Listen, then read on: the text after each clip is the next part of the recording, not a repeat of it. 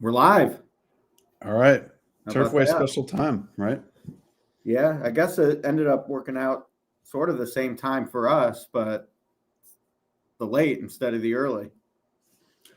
Yeah, I like this though. We got to see a few races, got to see how this track's playing. Yeah, definitely seems forward, I would say. Yeah, I'm a little torn.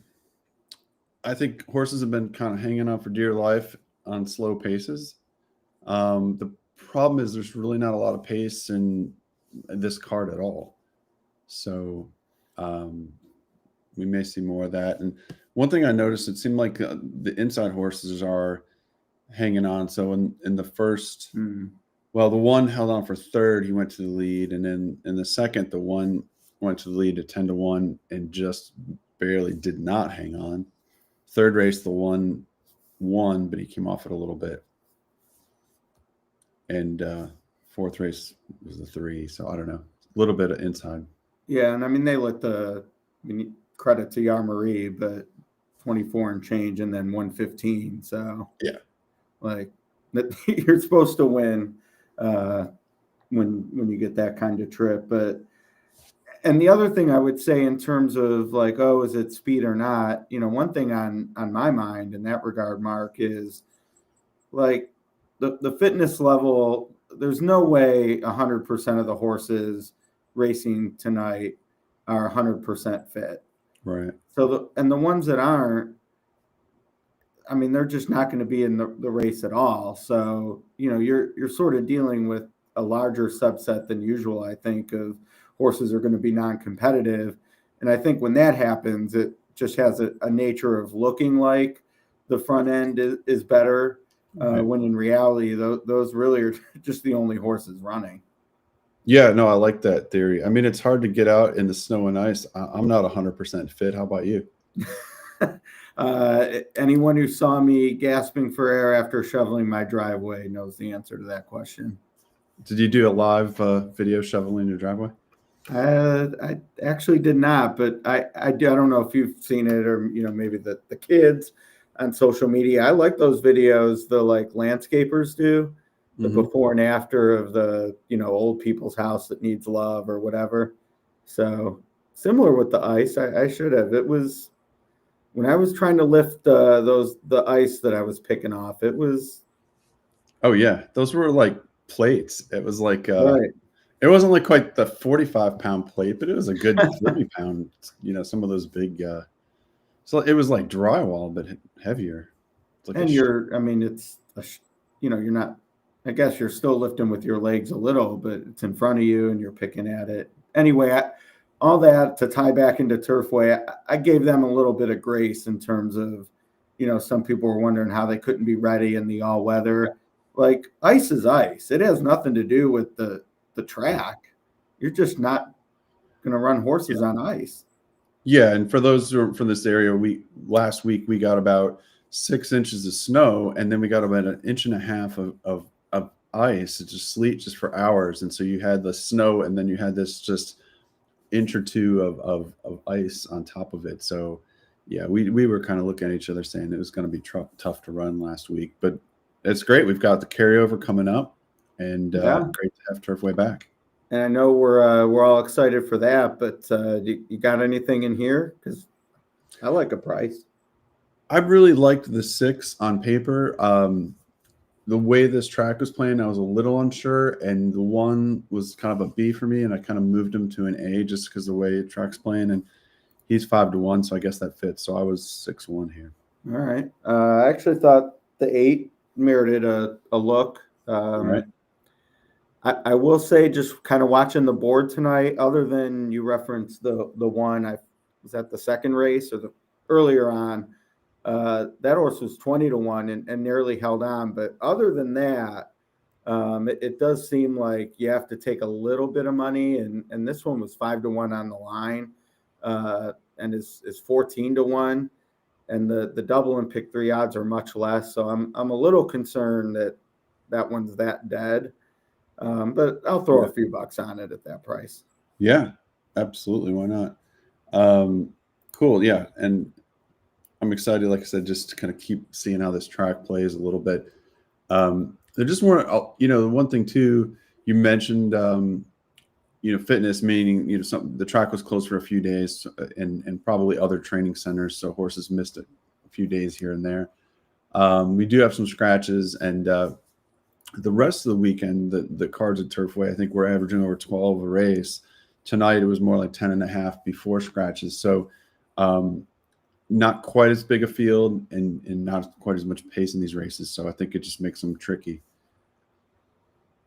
Yeah, so far some familiar names in terms of the jockeys who have ridden well, and again we're only have 4 races so far, and not like any of them were super surprising either. But Turfway's tough, and I always lean toward when you have the little fractious there from Nothing But Time, when you're dealing with extremes.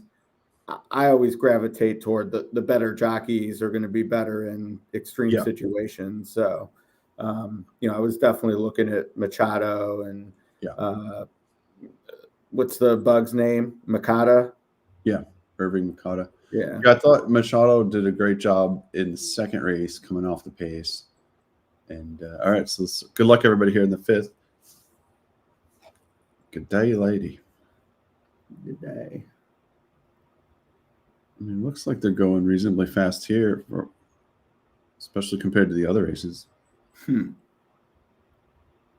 I just started some pick 3s here. What'd you do with the 8? I just bet to win. Okay. Yeah, I just did 1-6 in the pick 3. I figure that'll be the difference in a big pick 5 ticket or not. Yeah. Medium, or it's deceiving. I mean, there's not a race coming up where I was totally clueless, but you still got to be right at Turfway. I certainly wasn't right in this one. Okay. And I was worried about the 6 coming down too much. I mean, he went off at 2-1, and he's coming, but I don't know if he's going to get there. The deuce going to blow up this pick 6 right off the rip. Oh, the 6 got there. Got there. Bang. Wow. Yeah. 2-1 though. Got the big bet down. Oh, I got 4 or 5, but I don't think that's going to pay much. Oh. No. No, there goes the 8. What a gallop out. 1,600 on the pick 5. So yeah, no, I don't think 4 or 5 is going to pay much. But we went, sub 47 there, so that's a little quicker than I think we'd gone in the other sprints.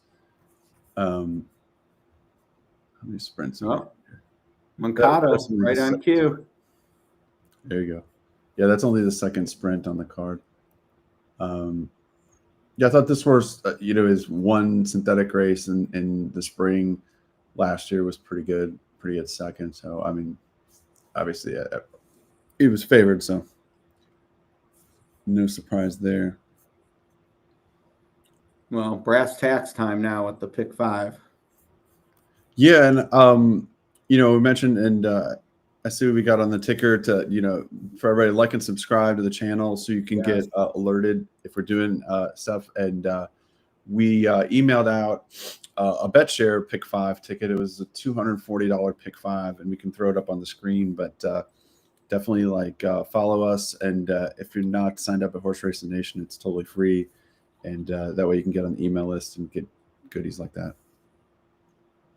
And and it's let me pull that ticket up. You got it. Yeah, and it's $5 a share, so kind of fun way to get in and take it. I got in.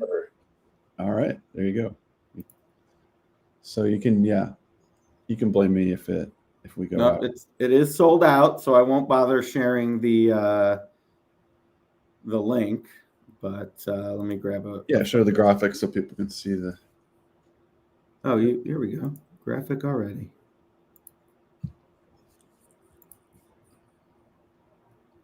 You did the work for me.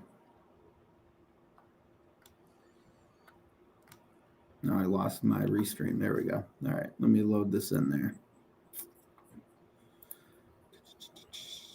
The pick 5 for 10,005. Is that what you're gonna hit?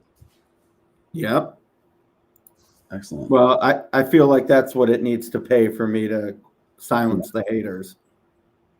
Silence the haters. So I wanted to talk to you. I mean, this is a great race to start on, Right. because I think you just kind of have to make some opinions. Um, I have not seen a ticket yet, and I've only seen three, but they're three deep, this being one of them. Kirstein put up a bet share. He was three deep in here. And Scott Shapiro, a handicapper I have a ton of respect for, is two deep. No one used my top pick, who's the 7, and only Kevin used the 8, which I'm with you. I don't like here at all. But what did I'm going to ask you about my horse first. What did you have against the 7 here? Nothing. He was my 4th choice, and I did use him. I'm left him in the pick 3. I just thought that the 7 and 8 kind of ran the same race against each other in that last race. The figures weren't that exciting, and the 6 and the 6 as well. So those 3 horses are coming out of the same race, roughly the same style, and I didn't see anything that really differentiate it. So it's like, if that figure is the best to win here, you got a 1 in 3 chance. I kind of felt like, all right, let's just fade that race. And I got really excited about the Hardy first timer.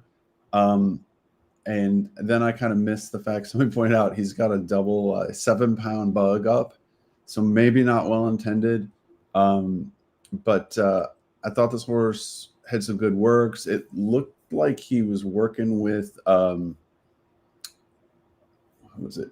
One of Hardy's really good 2, now 3-year-old First Resort, potentially. I don't have video of it, but same day, same time kind of situation. So anyway, so I wanted to use him, given as a pick 5, and then I was kind of on the inside with the other 2, the 1, 2. And that Hardy horse in question did have 3 stars. So, from our debut calculations, certainly, not one you would just throw out by rote. My concern, and granted, it's in play for almost all these horses. Very, very few have had a published workout, and certainly no race in the last week and a half. But I was just kind of worried about a firster in this environment. Yeah. No, for sure. Up in fitness, but she for maidens 4 and up. I'm guessing he. Gelding. He did take I was looking at the early double stuff, and he was taking some money in the double, and that ebbed a bit. He ended up imputed odds are 8-1, but I mean, that's certainly not being ignored. Yeah, I mean, the other thing with that pick 5 is, I was doing a public ticket, and I had some reasons to like the firster, so I didn't want to, just throw him out, and figured you need some. There's, a decent amount of chalk potential later on this pick 5, so I thought, well, all right, let's try to get a price in the first. I don't know. There's a couple of races I think you can spread 3 or 4 deep, but this does have potential to get a little chalky. So it just seemed like an opportunity. And then the other thing too, Owen Hardy's stats at Turfway aren't great, but he really hadn't done that well with first timers until this year, and he seemed like he did really well all summer. So figured it was worth the use. And then the other sort of, I mean, he'll be looks comfortably like the second choice, a little shorter than Geno Smith, but number 8 shortstop. I mean, that looked like a total fade to me. You and Scott agreed. Kevin used, but let me find my note here. I mean, I guess similar with Obelisk, it's like this horse raced a month ago, no published works, which, it's one thing if it were 3 or 4 weeks ago, but it's been 5 weeks, and it just seemed like the weather has to have caught up with this one off a layoff, right? The 8? 8, yeah. I don't know. I mean, yeah, I mean, sometimes some of these works aren't published, or it's doing slow gallops, and Right. I'm not really sure. I mean, I think obviously Ben Colebrook's a good trainer, and does well at Turfway. Machado's Yeah. up, so there's a lot Machado. of Yeah, there's positives. things to like. I mean, I guess 7-2 is and I saw 3-1. It was either morning line favorite. One was 5-2. I thought he might be a little shorter. Colbert's interesting with the blinker stat, and I'm not a big trainer stat guy, but I always kind of like anomalies. Hmm. And he's a 14% trainer, which is fine. The blinkers is only 9%, so it's like a move he wins less often than in general, Hmm. but yet a positive ROI, which I guess suggests the few winners he has had have paid big, which would not be the case here. Hmm. So I'm guessing the impact number probably wouldn't be as good as the ROI suggests, but Yeah. still kind of interesting that it's a move that's cashed for him before. And yeah, for sure. And then just going back to the 6, 7, 8, I did like your 7 the best of the three, and for what that's worth. But what about this 3 Theismann, off of almost a year, going from Sheriffs to Yurton? And did you think anything of this horse? Yeah, I used and to be honest, like paper handicapping, he was not in my mix. And granted, I mean this is a long layoff, so who knows with the where he's actually at, but his Ragozin number is certainly competitive. And Sheriff's isn't necessarily, he's only had 2 starts, so Yeah. I kind of thought that was interesting that he did get such a good number on debut for a guy that's generally not that type of trainer, and then things did not work out second time out. But he actually has some steady works, and obviously you hit a roadblock in the last week, but his January 3rd move, among really the whole card, that's as recent as you can get with the group running today. So I took some confidence in that and did end up putting him on my ticket, but turns out no secret currently at 3-1. Yeah. Yeah, I didn't use him. I was playing a little bit more towards closers since we're sort of like below freezing here. I thought we'd get a little bit deader of a track, which I'm still not convinced quite where the track is. But, since we've kind of seen some speed hang on or just missing hang on, I would definitely give speed a little bit more chance than after the first couple races. So, yeah, I didn't know where to go with this horse. I mean, he looked like he ran really fast and then just stopped in both races. So, Right. going to a synthetic Turfway, I don't know if that's the answer for like a start and stop horse. But obviously, we've got capable connections. They know what they're doing. So, we'll Right. see. And this is Corey's only mount of the night. All right. And I mean, Peter's had 16 at the meet. Corey's only ridden one of them. So it's not like that's, Yeah. I got to ride for Peter. So, Yeah. It's a pretty deep colony there, not necessarily talent wise. I mean, the best are at Gulfstream, et cetera. But I mean, at a place that gets 12 to 14 in every entry box, you have to have a deep room. And the fact that Corey just shows up only on this one, Yeah. caught my eye. I mean, I can't say for sure what it means, but it's interesting. Do you have a stat for that? No, I've actually I need to figure out how to word it to make sure Crunk gets it and I don't draw the R, but I definitely have thought like it would be interesting to see the stat on jockeys who only have one mount. But you'd want a top 10 jockey, right? A top 10 jockey at the meet with only one mount for the day, Right. not just a jockey. Yeah, I mean Skylar Santabelle, she usually only has one mount, so Sometimes, yeah. All right. So, what about the rest of the pick five? Anything that really stood out to you? What about? Uh, Yeah. Go ahead. yeah, I mean, I decided I was gonna plant my flag in race 8 with the 8, which was among your narrower lanes, I suppose. You Yeah. could put that ticket back up. You were only 2 deep there. I guess that is the single, but Right. you know, it's Turfway, so like anecdotally, really there, Oaklawn and Kentucky Downs are, in my mind, the 3 tracks where in a pick 5, especially less so a pick 4, but you're basically still have a pick 4 you got to get through, plus the carryover, low takeout bet. I just kind of felt like I wanted to be deeper in other races and Right. decided to lean here. I mean, all the numbers I look at, the horse stood out, and you get a forwardly placed horse as well, who has run somewhat recently, relatively speaking. So Right. not as worried about fitness at others. I mean that's a straw grasp, like just kind of a minor reason to get excited and be willing to single. But yeah, I mean basically the numbers and knowing that one at speed was the Yeah. reason for my All right. lean.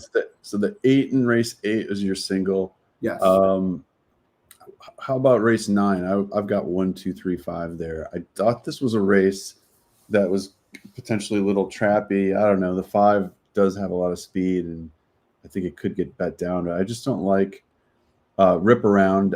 His only 2 wins were going 5 on the Indiana turf, and he's just a very fast horse out of the gate. But I don't think he finishes very well. So I wanted to kind of spread a little bit here. Yeah, I mean 6 is different than 5 for sure. So the one you didn't mention, the 8 Comset, Yep.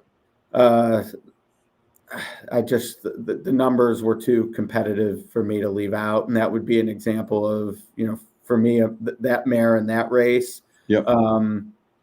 Singling in race 8, I can get to her, and it's not like 5-1 is some bust out price, but just kind of looking at other tickets to get a sense for where people might lean, where they're spreading, etc. Mm-hmm. Comset did not feature prominently at all, so maybe an opportunity there that's a mare that maybe 5-1 on the board, but less so in a pick end where people had to spread elsewhere. But Right. I kind of agree with you. I mean, Hart, I would say, those connections and you get the rail. So, with the right trip and certainly a jockey who can work a right trip, she's the type that sometimes can make you feel foolish. When you're playing multis and you're 5 deep and then a horse like Hart just, in this case, down the crown of the track and wins by 2. And you're like, why did I go any deeper? But I kind of agree with you. There's a trap feel to this one, and I just preferred spreading here versus elsewhere. Yeah, sometimes in these sequences, when it's like a race like that, I feel like there can be a good use of spreading 3 or 4 deep, where you're like, okay, there's 3 or 4 between 5-2 and 9-2, and it's pretty open, and just kind of lean into that. Oops. And like you said, try to go tight elsewhere. I clicked on. Sorry, I messed up the. Yeah, our mugs are too big. No one wants that. Yeah. No, it doesn't want to switch. Oh, I have to switch off it. There we go. That's what we want. That's what the people want. Exactly. That, and then we got Caitlin's picks up there. There you go. She's on the firster, huh? Yeah, 7-2 now. Let's see. I tell you what, I definitely, I'm a handicap the handicappers kind of guy, and I don't know what Owen specifically. For those watching, if Caitlin is bullish on a Brendan Walsh horse, I really perk up. But the fact she has this one on top does make me wonder if she's heard some chatter. Okay, that's fair. And then in the last, I mean, we got a maiden claimer going a route. We've got a Cox at 3-1. First of all, were you on the 6, the Cox horse? No, I'm off. Okay, you're off. Yeah, that's just have to beat me. I mean, you know, Yeah. it's not like there aren't things to like, but I was kind of in between, but like on a public ticket, I didn't want to get 4 for 4 and then not have a Brad Cox no, pick. Especially if in a bet share everybody's getting it for $5. Let's just try to hit it. But I used the 4, the 13, and the 14. I thought were all interesting there. Did you use the 3, Mike Maker? I did use a 3, and that's Scott Single for anyone who likes his thoughts. And he kind of took a similar approach with I took my stand in the 8th, and for him, this is where he wanted to lean. Maker was definitely extremely chilly. I forget what the time frame was, but late in 2024, or second half of 2024, there was definitely a range where he was not winning races at all, but he has found his stride. Turfway is 24%.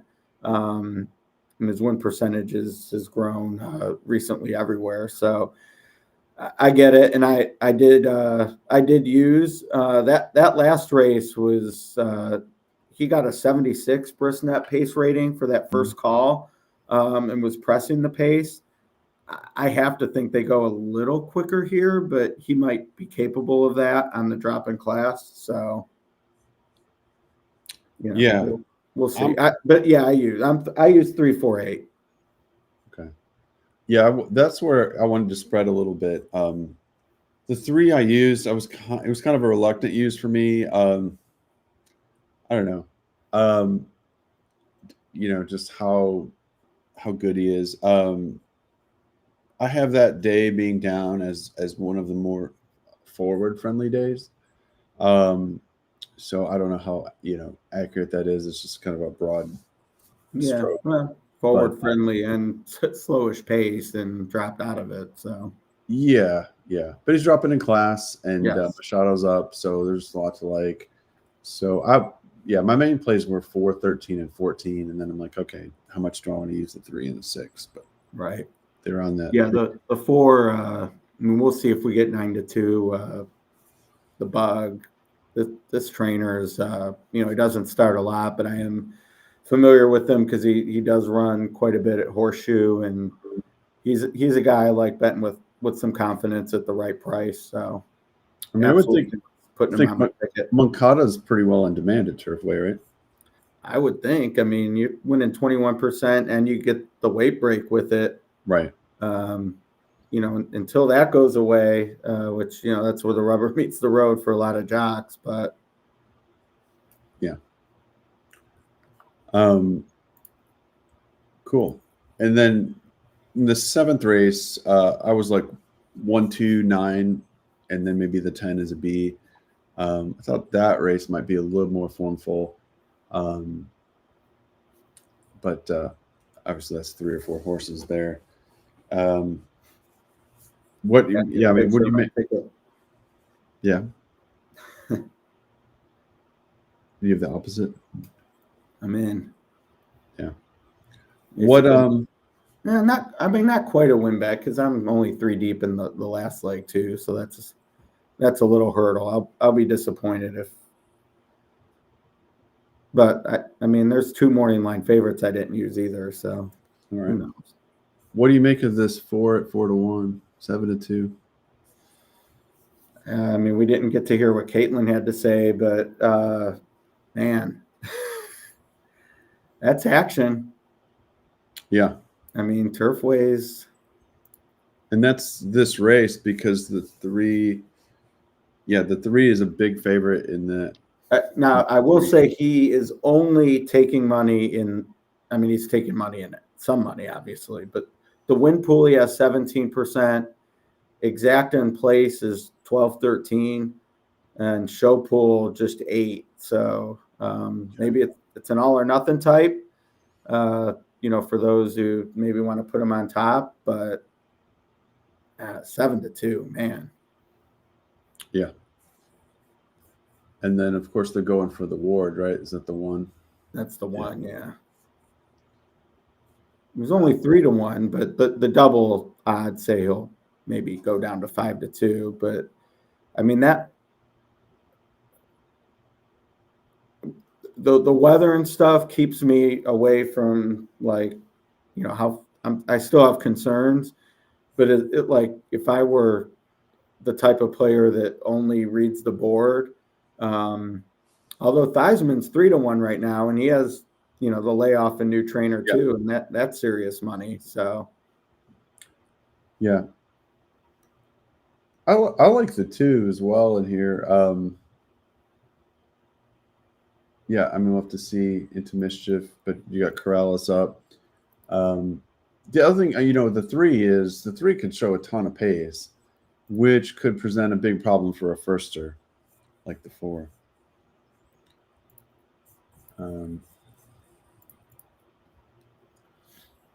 you only doing pick 5s, or are you looking at pick?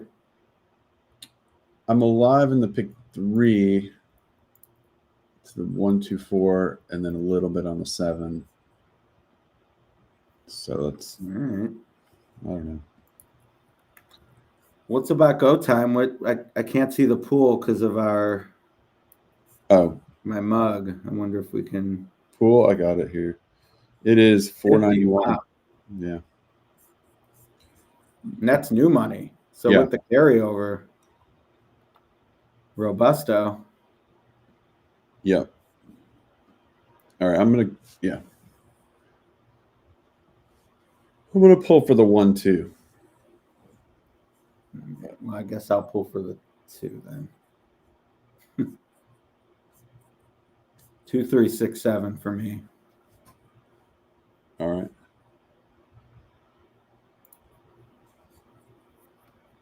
This is where I landed.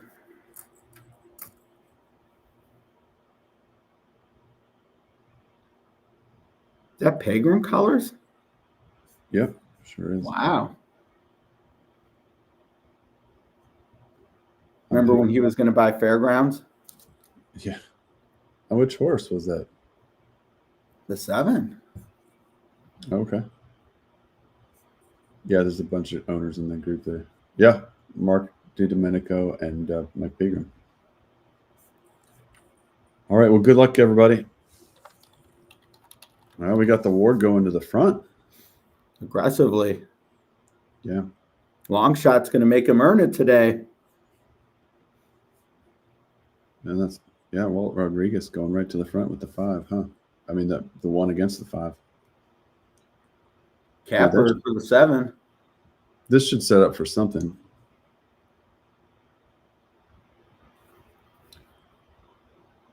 $23 flat. All right. No, the 1 ain't winning. And you wouldn't think from there, but I don't know. Oh, rope-a-dope? Yeah, sometimes he goes and then he kind of a little rope-a-dope. A little bit. Yeah, maybe I was rope-a-doped. I'd still like to see this too. Swing out, but like I wish he would have saved a little ground, but yeah, like how much ground we got to lose here? Who's that ducked to the inside? I don't know. One's gonna try for dear life. Now he's Theismann. Yep. 2-1. Man, this crowd's too sharp, Mark. Yeah. Good close up the rail too. Good ride. Yeah, I mean that I don't know if it would have mattered, but if the 2 had done that, may have given us a little sweat at 10-1. Yeah. Yeah, who is that? That's Corrales. I mean, obviously he knows how to ride Turfway, but it just seemed odd to go wide, which turned into 6 wide right there. 2-1. There you go.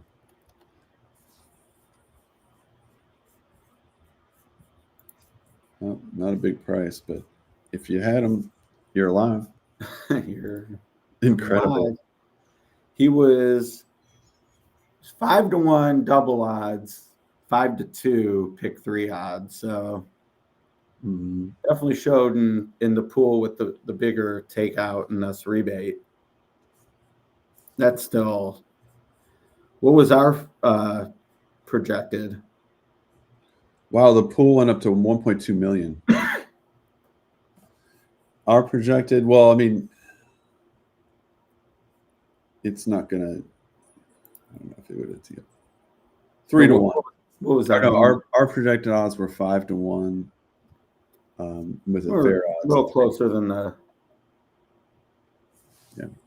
the morning line, but yeah, that would have been a tough. I mean, I wouldn't. There is no universe where I'm making that horse the favorite on the morning line. There's your stat. So To be honest, the jock with the one mount for the night. oh, yeah. And the rail for Lannery. Yeah. Candace he was a prospect watch horse last year. I'm trying to think. The dam was pretty First good. or made some noise for fourth. Did he really? All right. Yeah, he really Hang did. on, I'll be right back. All right. Well,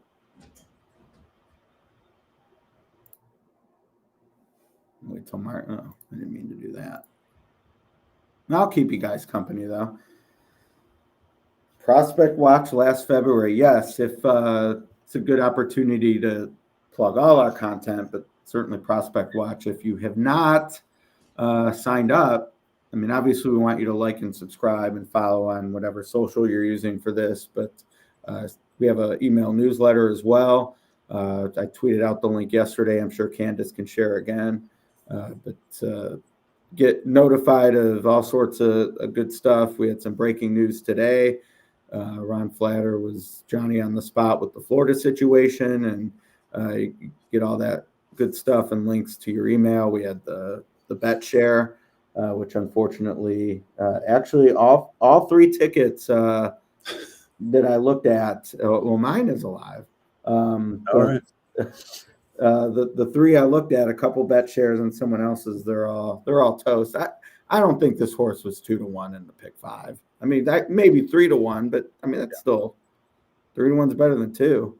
That's what I'm telling myself anyway. He was a $1.2 million Keeneland quality road. And, that was the one. Okay. Yeah, I think just the year layoff is kind of was a turnoff for me and maybe for some people, but yeah, none. I mean, I made my stand later, but I mean, if you were a believer, that's a great single, and he paid $694. So we're going to call it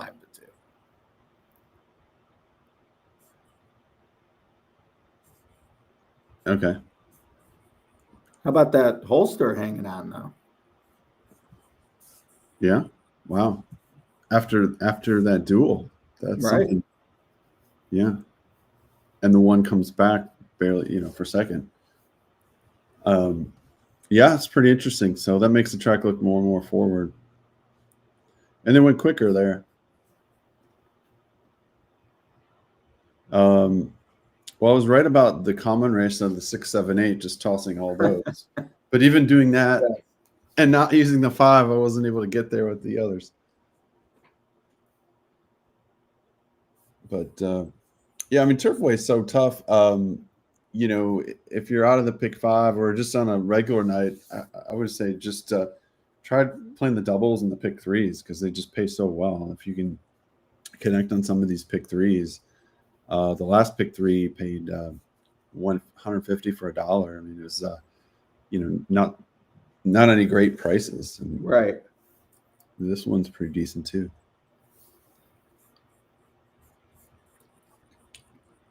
On to the 7th. Yeah. Yeah, just looking at this replay for a second. Like you said, I mean, the 5 holding on. I mean, both these horses looked like they went out pretty hard.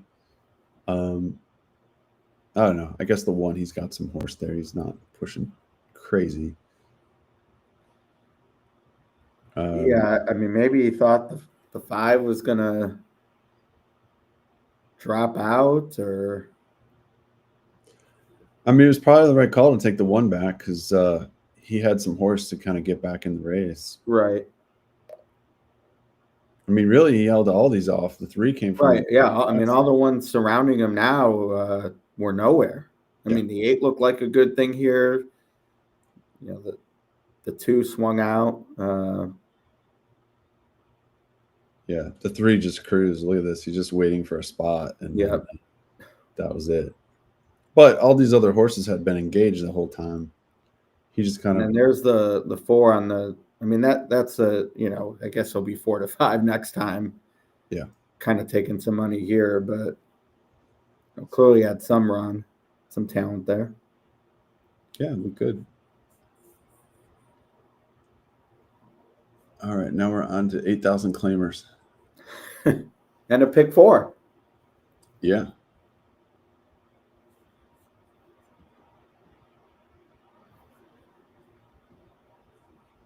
Yeah, I like this 9 here, but he's getting hit pretty good at 5-2. The 9, Tizzy Jojo. Yeah. That's a Horseshoe Indianapolis staple. Yeah. Quite a few starts at Indy. Oops. 1 start over the synthetic and ran second. So, pretty good given the sample size. Yeah. But how about that pick 5 pool that, we're talking about $500,000 in the last, minute there, jumps 2 million too. That's a lot of money coming in at the end. There was definitely one in the gate when I pushed the button. So I get that some people were, I guess, wanting to. Even then, though, someone else just sent me that they were out and can't believe that horse was 2 to 1. Yeah. So. Yeah. Appreciate the comment, Rodney. Hope you're wrong, but I did not use the 3, but definitely looked at that one as someone who at least have an impact on the race, which I'm sure we'll get to more when we get to race 8. But well, there's no 10 in race 8, so maybe he's talking about this race. Oh, there you go. Well, 3 is my top pick, so now I do agree with him if he means race 7. Yeah. Yeah, and the 10 speed and the 3 has some speed, so okay, that tracks. That jives. Yeah. Yeah, 3 imputed looks like 6 or 7 to 1. Currently 10, right. So come down. But yeah, that'd be take a 3-3 double to kick it off. Okay. There's the pick 3 Will Pays and Tizzy Jojo, the favorite, but others nearby. Yeah. Normally I like to try to find some superfecta plays, but there's only 9 in here. Some of these fields aren't quite. Usually I try to get to like a 10 or 11 or 12 for those. This board's kind of flat too. Nothing that's like the 11's the only thing that's really long.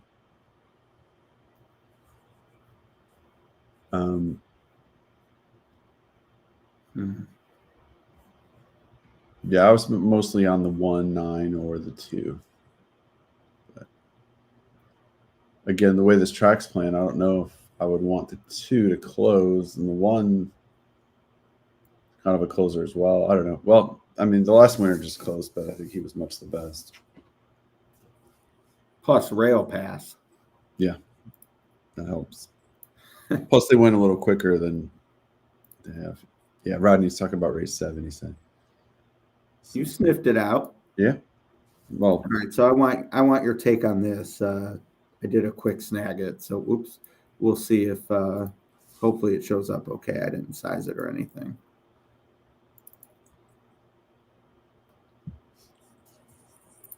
All right. So there we go. So a lot of times, we talk about, the odds, and this is BetMix's tote boarding tool. So it sort of does the calculations for you. And like one thing I notice here, number 1, Arrogante, and number 4, Tall Girl. In the pick 3, they got, I don't want to say crushed, but clearly right there among the favorites, right. 5 to 1 ish for both of them. But in the double pool with Theismann, who was the favorite, and I don't know if he was a favorite in the double pool, but I'm sure it took money. They were totally dead. So, I mean, is this information to you? Like, what do you They make? were totally dead? Yeah, I mean, look at under DD odds. Mm-hmm.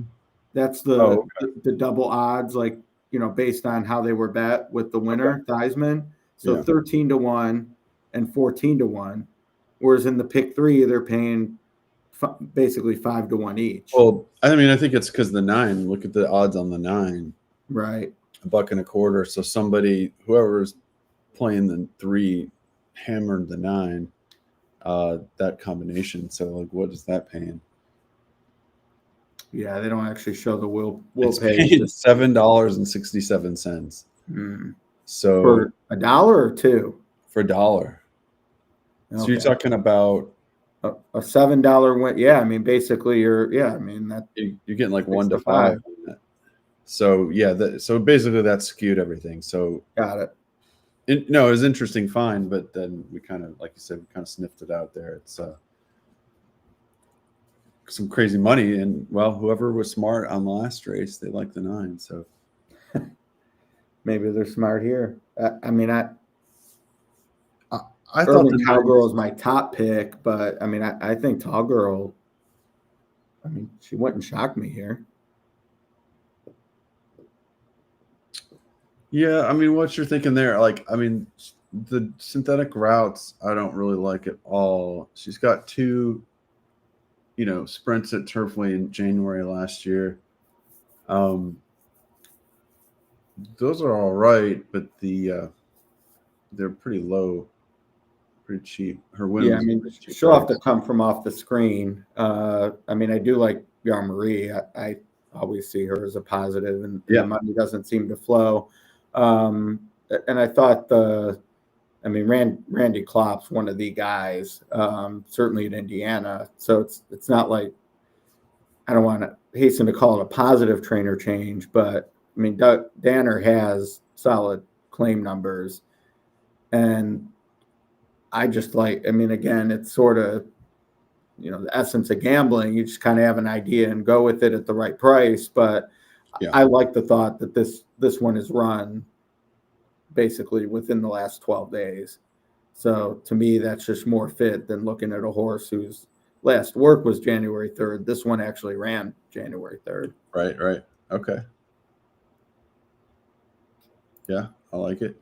I'm putting the bet share up, not, fortunately it's live for 4 or 5, but for those looking for a sweat, it's just an $80 pick 4 ticket. Gives you plenty of looks. So anyone wanting to tail, There you go. that maybe it was Kismet if you didn't get in anyway. Now you can run it back and still make a mint off the opinion. So that's what's left for 4 or 5. But a pick 4 does start here, and again, just $80 with that 1, 2, 9, 10 leg to start off.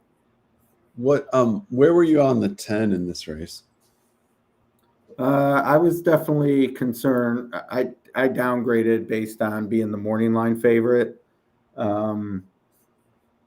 which he's not the favorite, but the currently 3 to 1. Mm-hmm. I thought was beatable. I guess I'm a little trepidatious just because it does look like speed, as Hot Rod pointed out. But I think Urban Cowgirl can be there as well, and you're getting 3 times the price. So I do have on my ticket with the single I did decide to use, even though they are the 2 favorites back to back. But from a pick 5 perspective, since I'm against Cox late, and Theismann did end up being the favorite, but I thought I was getting cheeky tossing the 1 and 8 in the first leg. So I was willing to use Secret Glenda here because of the pace, but definitely kind of see as an underlay at 3 to 1. Yeah, I mean, I think the horse fits. It's the question is what's the running style? She's mostly been on the lead. Maybe not. I guess she comes off it a little. But to Yeah, your point, I was going by time form in terms yeah. of kind of projecting out front. Well, if the 3 goes, if Urban Cowgirl goes, 7, I guess 7 didn't show speed in synthetic. I don't know. I was just trying to figure out, like, if the 10's not that good or it gets, maybe burn up in the pace a little bit. I do like the 9. Can maybe look at like a 9-1 exacta here, or a 9-2, sort of a backup. Yeah, I mean, we'll see where the win pool ends up. I mean, like I noted, the pick 3, there was money there, and then hardly any for the double. But and I believe bringing up our sire stats, I thought Arroganti wasn't bad. Yeah, he's fine. Social inclusion. Yeah, let me save this and I'll pop it up for people to see. You can share it instead of the video too. I'm always nervous about which tab actually shows up. It does give you a choice. Yeah. Cool. Well, thanks everybody for joining us tonight. Always great to handicap Turfway, and yeah, there you go. Sire Stats Race 7. Yeah, social inclusion definitely solid. I mean, really the goose eggs are kind of a small sample anyway. I don't think Certainly, on the certainly 7. not worried about Tizzy JoJo's 0 for 1. Although is that his 0 for 1? Yeah, but it's him, and he was second, so that's fine. Right. The 7, I don't think the Forever Dioros are doing very well on synthetic at any distance, I'm guessing, but if I remember that correctly. But you're right, that's still not a big sample, so nothing to really hate on anything there. Right. But yeah, Arroganti, thought he had some really good late pace numbers. And so, yeah, where my thought is, if this 9 is legit as the favorite and he can break off, and well, he's not favorite now, but if he can break off and win, I thought the 1 looked potentially pretty good to close underneath. That's why I was trying to figure out what to do with the 10.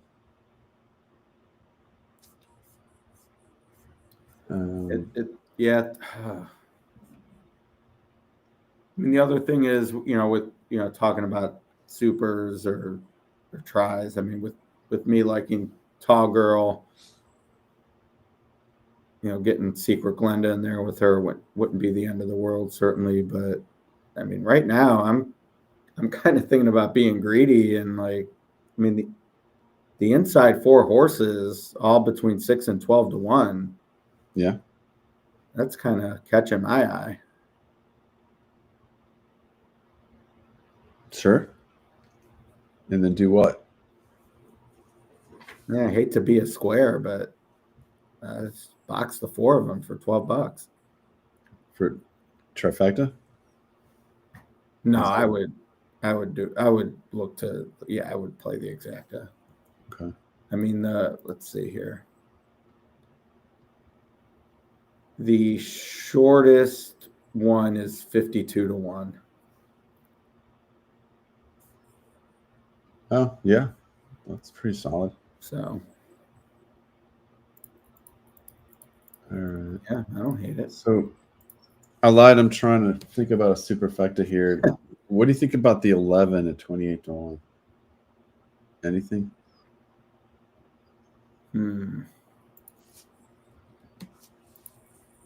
Good sire stat. Yeah, Speedster. That's not nothing. I mean, 0 for 2 all weather, but yeah, maybe get some mulligan. His first race here in that sprint, he ran 4th, which is what I would be looking for, is run 3rd or 4th, and wasn't a bad race. So I don't think he didn't really take to the route for whatever reason. Right.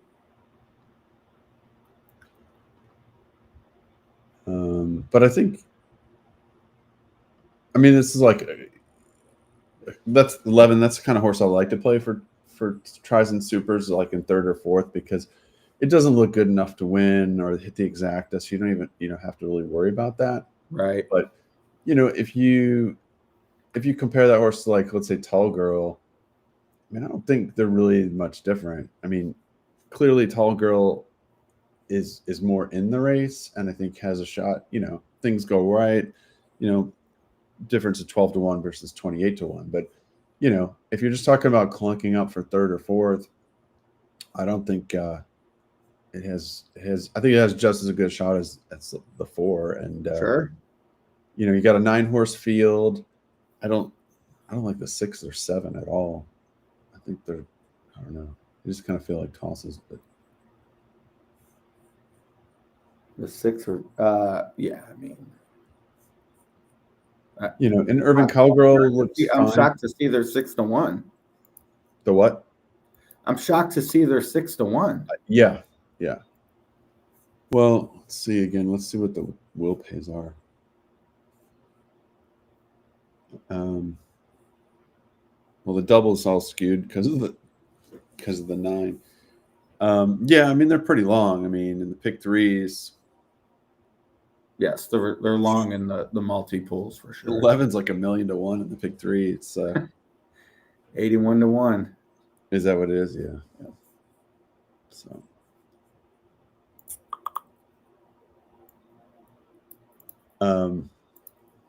What about some pick 3 potential? I guess you got to get through that 8 and decide if if the 8 is a single or not. Right. Yeah.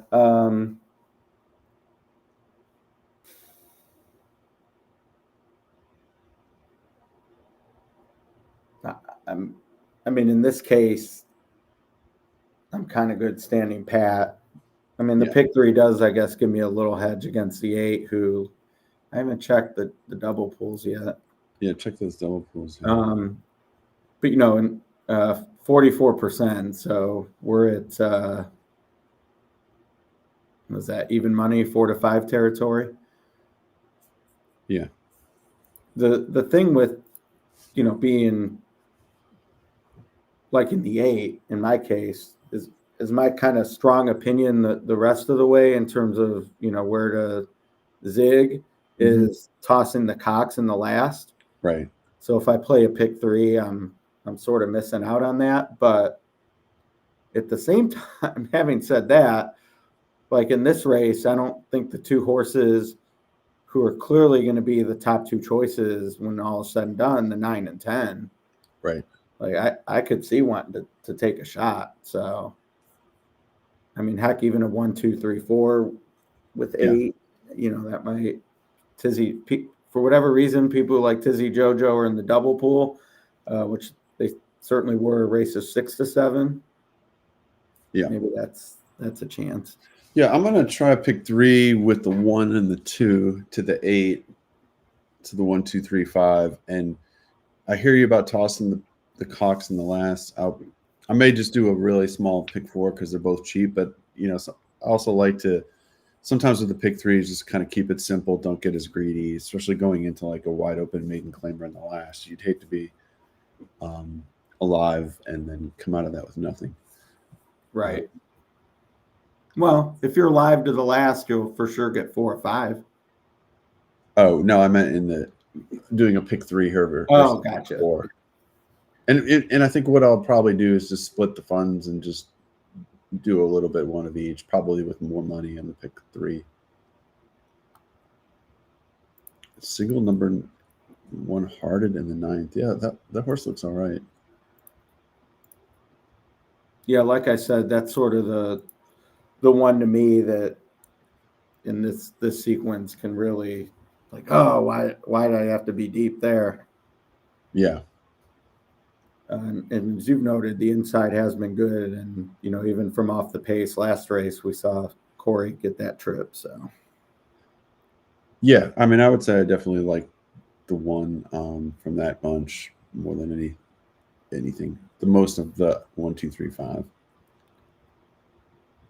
I do think he's a banker, but certainly, the price is going to be short, but he was my single in the pick 5. I planted my flag. Which one? Oh, the 8. Fantastical, the 8 and the 8th. Yeah.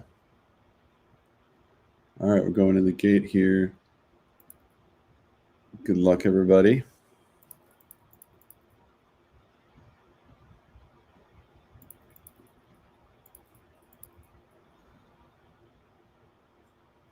You can never tell, like, so yeah, is our video is delayed if you're watching our video. Is Fantastical a banker? Yeah. People want to know. I forgot to get my exacta in here. Oh, they're off. They're off. All right, I got to pick 3. I forgot to do my 9-1 exacta. So Quarter Flash ended up the second choice. And who did we? Yeah, we thought 3 and 10 would. They don't mind the aggression from Tizzy JoJo though, but glad to see the 3 getting in it. I don't think the 9 was sent that hard. And the 10 stalking, so we'll see how that works. Who's on the 10 here? Cedillo's on the 10. Tizzy JoJo. Seeing some confidence from this jock on the 3. Yeah. Well. 2360. Yeah, that's crawling now. That's why there's confidence. There's just that. I mean, they're not even moving. So who's coming on the outside? Is that the 1? The 6. 6. The 4. And they're not going to catch them. I like it. I like these developments. All right, that was your 3-3. Top pick too. Nice. No win bet, admittedly, but Urban Cowgirl. I did play some doubles, so. All right, well, good. Got some doubles started. Double started. All right. And you're no live. Double left behind. And you're live in the pick 5? Live in the pick 5. All right. Cool. And that horse came down at the end. I mean, 7-1. He was what, 11? She was like 10, 11. About 10 for sure. Yeah. Justo Hernandez joining me in the cashing line. Although I guess I haven't cashed anything yet, but hopefully he's in the cashing line. Yeah. Tough beat here for Eric. Got split by. Oh, yeah. I mean, Turfway's tough. I understand why there's flat boards, but 7 and 6 both ran okay. Yeah. And there was definitely money there relative to other stuff. So. Yeah. I mean, they just didn't go at all. 2360, 47 and change. And I was definitely looking for that to go a different way. Thought the 9 and 10 would be a little more prominent.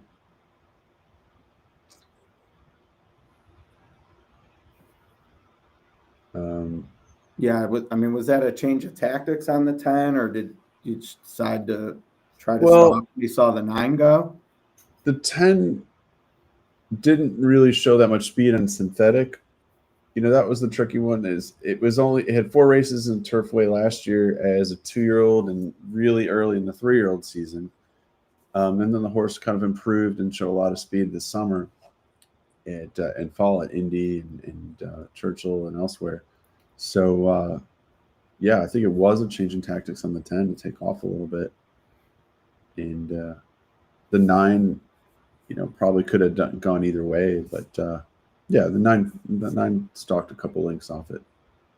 But so we have 1,500 on right now, and that's awesome. Thank you. But I have to shout out to the 1 that's on Facebook.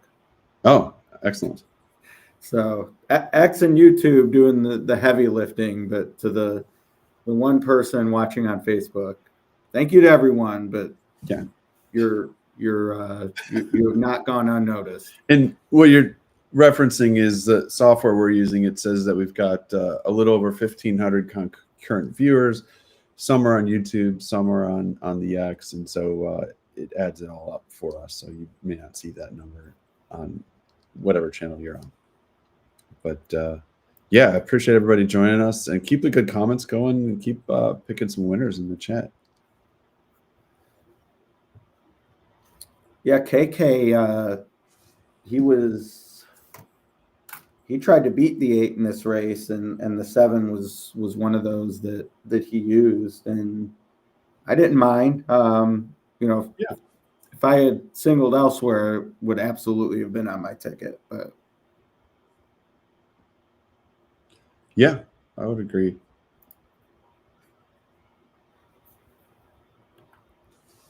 All right, what do we got there?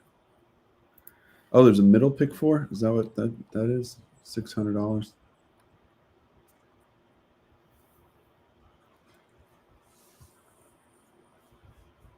would it pay? 600 for the middle pick for. 5-1, chalk, Theismann, and that horse. That's not bad. Yeah. Dime super 587. Wow. So that was a lot of prices there. I mean, not one of them were like super long, but Right. Yeah, just kind of. I mean, Tizzy Jojo certainly we saw take money. Quarter Flash took a ton at the end. He Yeah. ran out. Yep. I think this is the first time I've been alive through more than through 2 legs on the There you go. stream. So Let's keep it going. yeah, All right, then who do you got? You're singled here. this is it. Yeah. Okay. Well, what's the pick 3 paying to the 8 here? I guess I could look it up. It always like I 20. think about this a lot when you're live to horses, and like this horse has 41% of the win pool, but at times you're like single to it. Yeah. 3 to 5 or whatever. Your pick 3 is paying 28, so you're 56 to 1 through 3. 28 for 50. Yeah. All right. So certainly if you beat the chalk in one of the last 2 and with the carryover, it wouldn't be the worst thing in the world. No, that'll work.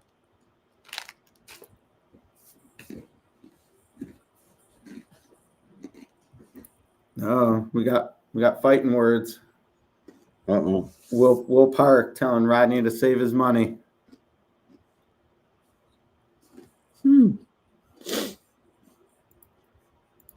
I like it. That's what pari-mutuel wagering is all about. The 5 in race 9. Yeah, I mean, our stats, our line had the 5 pretty low in race 9. Yeah, I mean, the speed is. I mean, that was definitely the reason I was less.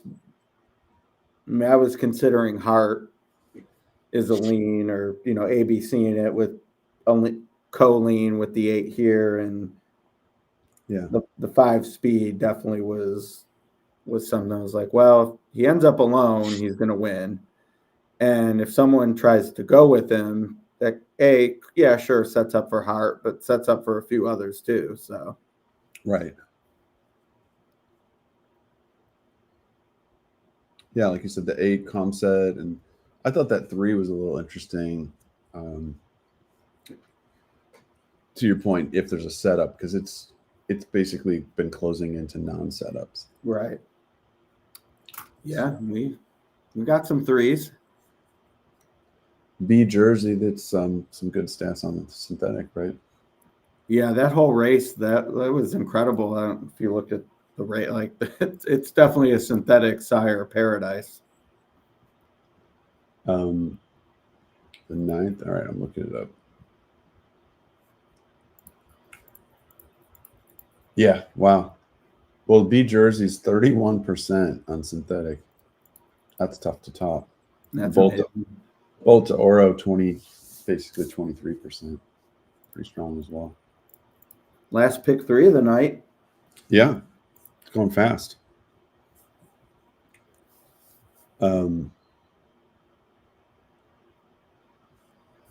Yeah, I don't know. Feel like I keep trying to play some closers here, and it's just not working that way. So I'm not sure.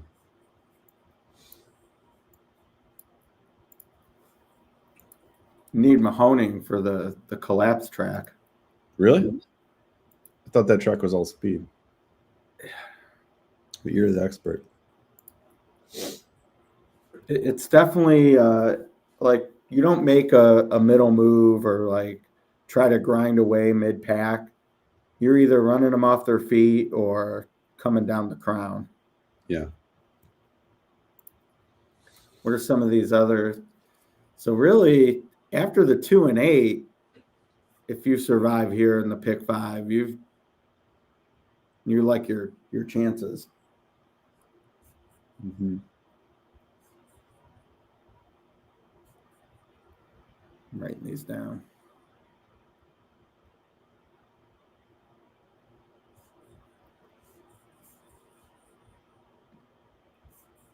Yeah, that's a huge 28-20 on the 8, and then up to 77 on the deuce, and then after that it's all 100 plus, and that's for 50 cents. Yeah, that's the zig when they zag. If you can get around those two, right? I mean, even starting here in the pick 3, you probably paid pretty well.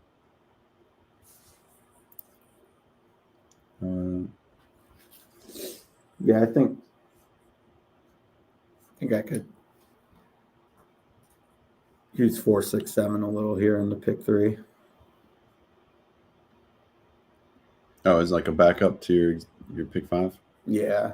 I didn't play in the 7th because I just kind of felt good about the coverage, and I mean I did the double, but I didn't do a pick 4. But yeah, I think we're seeing. What was your take on the Ravelli here? Where you were wanting a single? Ravelli. The 6? Oh, the 6. Okay. Oh, sorry. I hadn't moved forward. What I like. I mean, I would say not worried from other than using here to start a pick 3 against an odds on with a horse who, sort of fits, or could fit given the connections. Was also one of those, like, I wasn't looking to double the cost of my ticket to use this horse. Right. But, yep. Fair enough.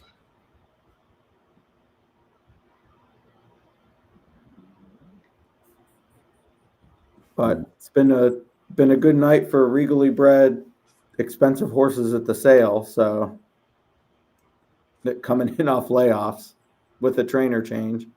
It's a lot of qualifications. We'll see if the steam comes in on this one like it did Theismann. But I mean, the other thing is I was really reticent to do any sort of leaning on horses who,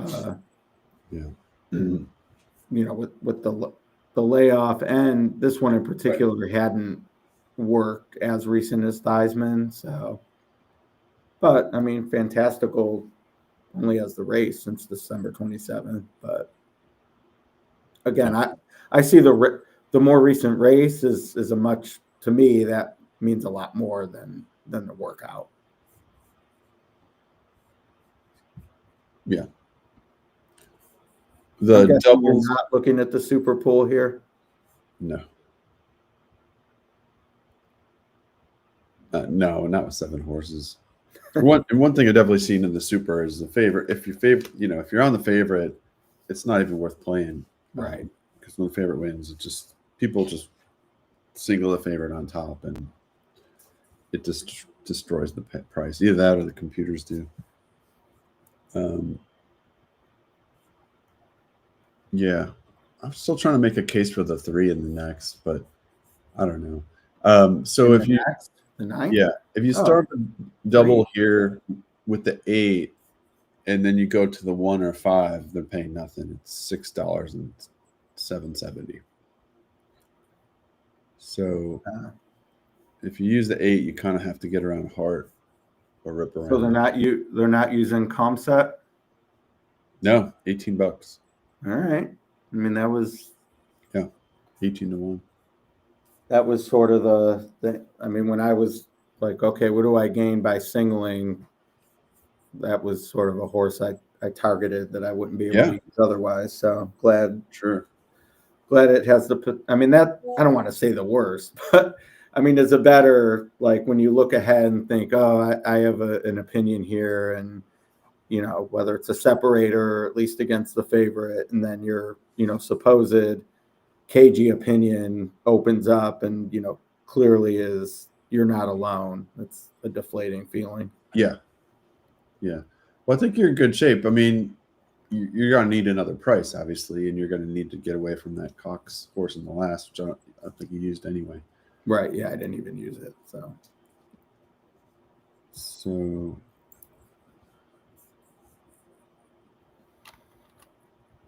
yeah, I mean, I think in the next race, it's sort of like, is that 5 really clear speed? But I don't know. I just feel like he kind of stopped last time. So I guess you would need the track to be a little more favorable here, which it could be.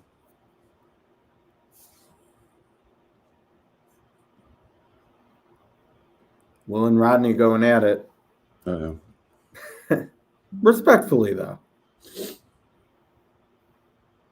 Not like the comment section on our site sometimes. No. Different story. Different story. That is Lord of the Flies.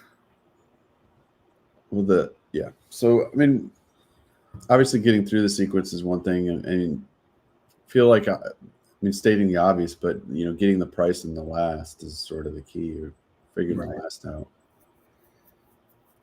Yeah.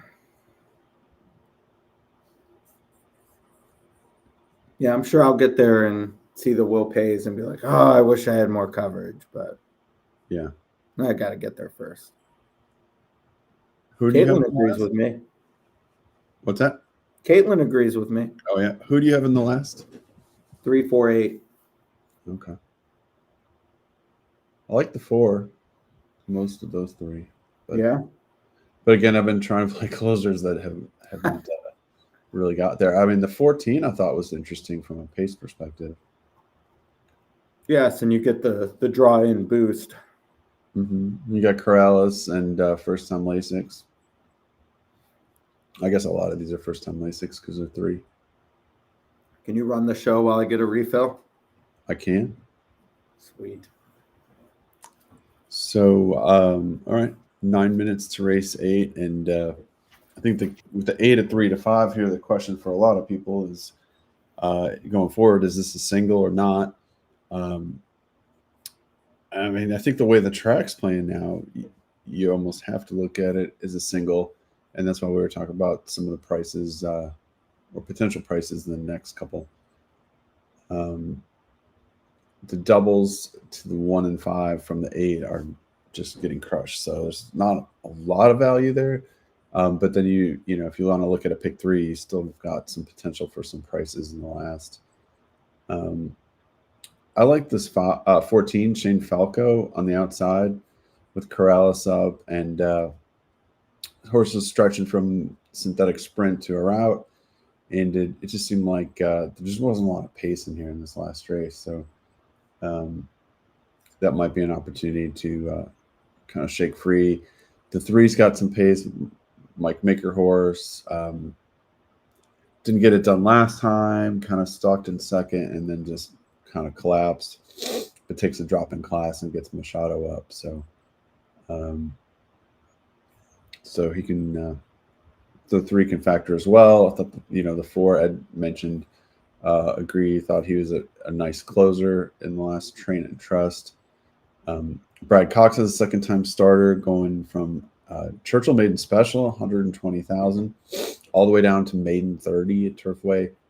A lot of times these horses are just aggressively dropped and tough to play against. So the 6 Mubaraz, but I mean, I think 3-1 morning line. That's before several scratches. Horse is probably going to get hit really hard in the pick 3. So I think that's one I'm just going to avoid and let it beat me. And of these 3 races, I think the last is obviously your biggest potential for a price. So yeah, Rodney agrees that the 14 is dangerous in the last. Right, I'm with you. So yeah, that's one I might even just like take a small pick 3 and single to it, and that way, it's like, okay, if I can get through these 2 races, and I think you get a decent payoff. It's 5-1 morning line. I guess it's dropping in class, but it didn't scream to me like a 5-1 horse. We have projected odds on HRN after scratches. Okay, yeah, we're projecting about 5-1, but that's after the scratches. Our HRN projected off odds. We've got the 6 Mubaraz for Cox going off at 8-5. Ooh, in the last. So, well, nothing wrong with beating an 8-5. Yeah, in Baroque record, the 3 we've got a 3-1 second choice. So, do you ever just try to slam pick 3s and just take like a $10-20 pick 3? Just take like the 8 here too. I mean, not that you would because you're alive in the pick 5, but just for example. I need to be better about that for sure. I've definitely gotten like exactas. If they're all prices, I don't mind boxing 4s. We saw in the other race, like, I'd never do that with a favorite. But, with contest play, pick 3s aren't an option, and I don't like doubles in the live contest, but they've definitely, sort of, learning firsthand, some by mistake, some by success, but, really hammering your opinion. And you're right, you got to make it worth it. And I definitely need to be better about that. And multi-race wagers, for whatever reason, I just haven't gotten there psychologically. I know Andy Serling swears by it. But in exactas, I'm better at it because of the live money's conditioned me for that. So hopefully, this year that's sort of a good resolution, because, I mean, I feel so silly, like even putting, let's say, $24 into a pick 3, and you're looking at $36 to $48 will pays on very logical outcomes, and it's just like, man, if I would have just done that for $3 or $4, well, now all of a sudden, yeah, you're going to lose sometimes, but when you win, at least it's a $200 payout. Yeah. One of my favorites. It definitely is a learning experience for me because I haven't really done that much. I'm trying to get better at it and have some friends that have done well. But if you remember back to the Mage Derby, it went up to the mark in the turf race, Cody's Wish in the dirt race, and then Mage. And I was gonna play a big pick 3 on that, and just like heavily weighted to single to Mage, and I just got distracted Derby day, at the track talking to people, completely forgot about it. And so then I think when we did the video for the Belmont and I was on Arcangelo, I was like, this is a chance to go, like, did you get to do it again? Like, there's very, very few chances to do the same thing. And it was like absolutely the same thing, up to the mark, Cody's Wish, but this time was Arcangelo. And that one I got, that paid really well, considering. No, those extra legs, I mean, it's obviously we see Caw in every pool, but I mean, anytime there's an edge and you're able to use that edge in another leg, like, it makes a difference. Yeah, for sure. Okay, so speaking of that pick 3s, I will do a pick 3 to the 14. Just because if this kind of goes logical here. Yeah, 4-5 on the 8, but he does look pretty good.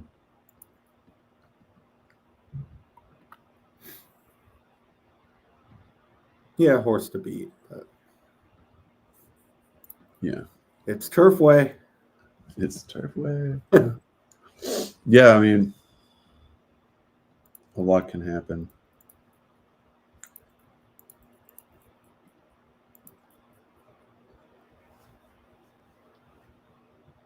What price do you think the 4 is in the last? Train and Trust. We've got him at 5-1 on our line. Yeah, I mean, I thought the morning line was about right there, 9-2 ish. Yeah. I mean, he could sit a really nice trip, just kind of stalking the pace and depending, who goes and what.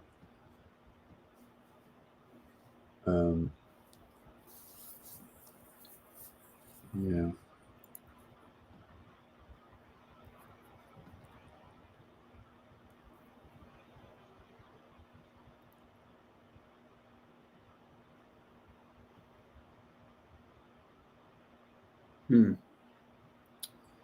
Yeah, I think I gotta play around with the 4 here a little bit too.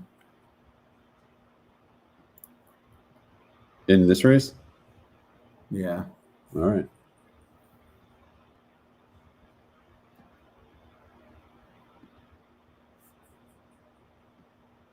Too big a price.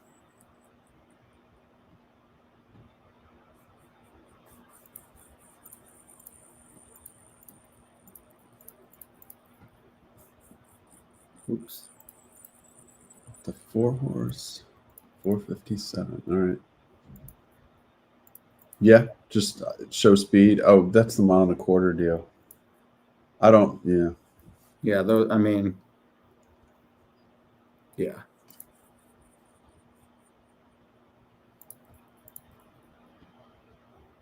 He's being so ignored.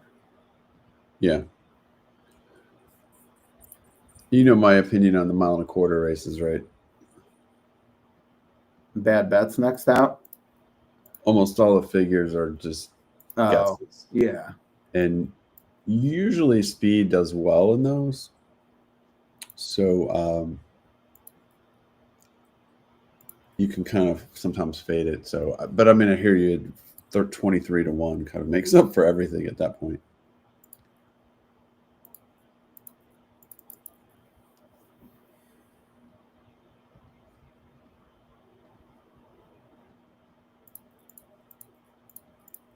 Yeah, let's see if we can get him underneath. Yeah, sure. I thought the 1 was a little interesting underneath. We're almost they're in the gate there, aren't we?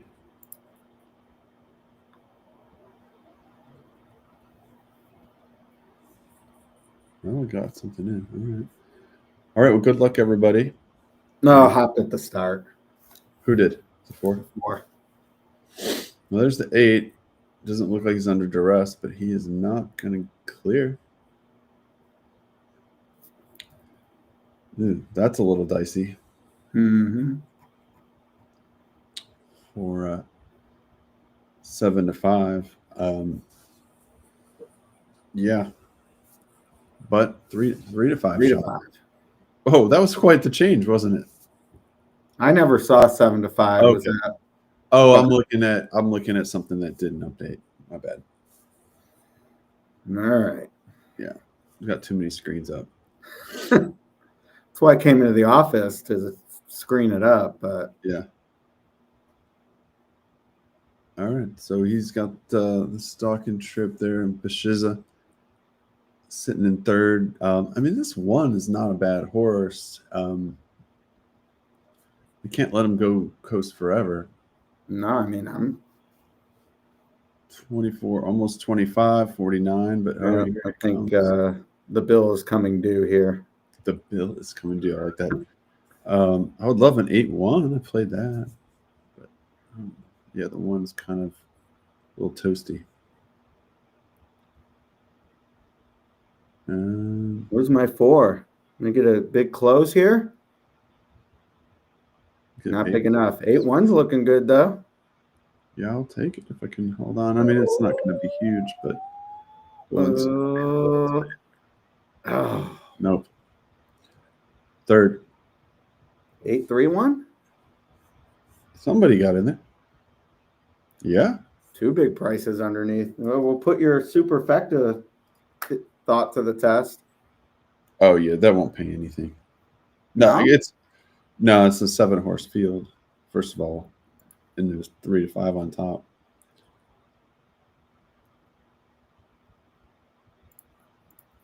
Standing up. Of all the exactas with the 8, the 3 was the longest by far. Yeah.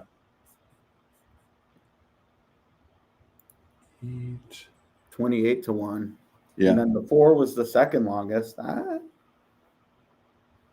know. Well, I just meant like for a dime, Right. The problem is people box. So, but yeah, maybe a 27 to 1. Oh, 831. I don't know why I thought the 4 was in there. Yeah. Well, I mean, one's still priced too, though. Yeah, 4 was.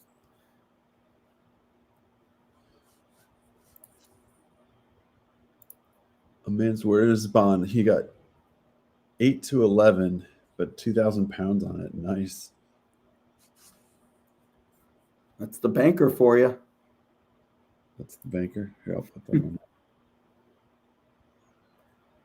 Oops. Oh, yeah, that's the one I meant to. Very nice. 8 to 11 is better than 3 to 5, right? Sure. Yes. It's 11 divided by 50 cents. Yep. Yeah. All right. Well, you got to be happy about being alive. Anybody else that's alive, that's a good start. 5 by 3 for glory. Yeah. Oh, you got 5 in this race? Yeah. All right. So you should get through that. Yeah. It is Turfway. It is indeed. But you got 5 out of 7. That's pretty good. And the tosses being the 6 and the 7. That's right. Okay. I think you get through that, and then well then you'll have some fun in the last. Yeah. No matter what, I'll be live to 4 or 5. There you go. That's not nothing. Yeah. Cool. So we got over 2,000 concurrent viewers, so that's awesome. Appreciate everybody joining us. Playing a little Turfway. We lost our Facebook though. Uh-oh. Get on the horn with Zuckerberg. A man's word is his bonds. Parlaying the chalk. I like it. Action. Pound the chalk, baby. Oh, not a parlay. He already got down. Yeah. See, they get it right over there. You can make bets like that. Right. Ronnie's alive in the pick 3 and 4. Very nice. Singled the 5 here. Race 9. All right. Well, hopefully we got a lot of winners there. Popular 3 to 5 shot. Yep. And the bug getting the price home underneath. Yeah.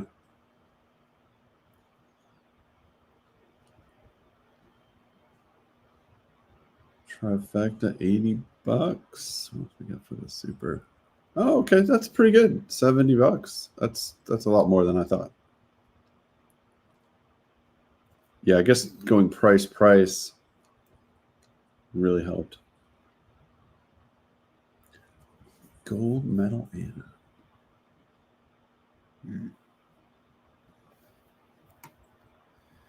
On to the 9th. Yeah.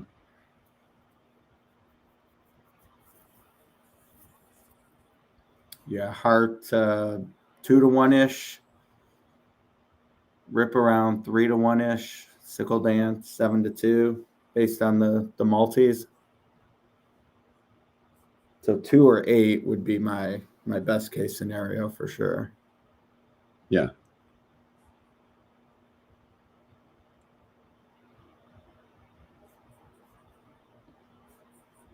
All right, let's do it then. Why not? There's the photo.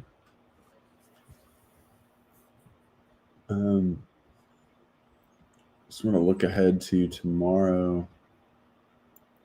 We got some good fields. We got LeCompte week kicking off. Yeah, tomorrow we got 12, 9, 9, 12, 12, 11, 12, 12, 12, and Tomorrow? 12. Yeah. When did they draw that? Would have been last Thursday. So, I mean, the horsemen sort of knew what was going on with the weather. Yeah. So that gives me a little more confidence that the ones that are in are. Yeah. It was a known unknown instead of an unknown unknown. They knew what they were dealing with.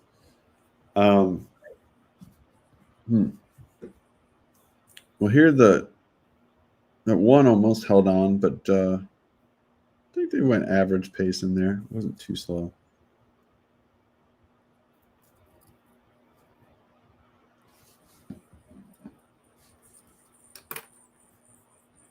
Yeah, one ran great. Yeah, this board's really flat. Look at that. Between 5-2 and 7-2 for inside 4. They're just not betting the horse I want to win. That 8? Yeah. I guess that's what you want, though, right? Yeah. I mean, he's twice as long as his other horses in the double, but he's not like, toxic or anything. Yeah, I think it comes down. That 15-1 comes down.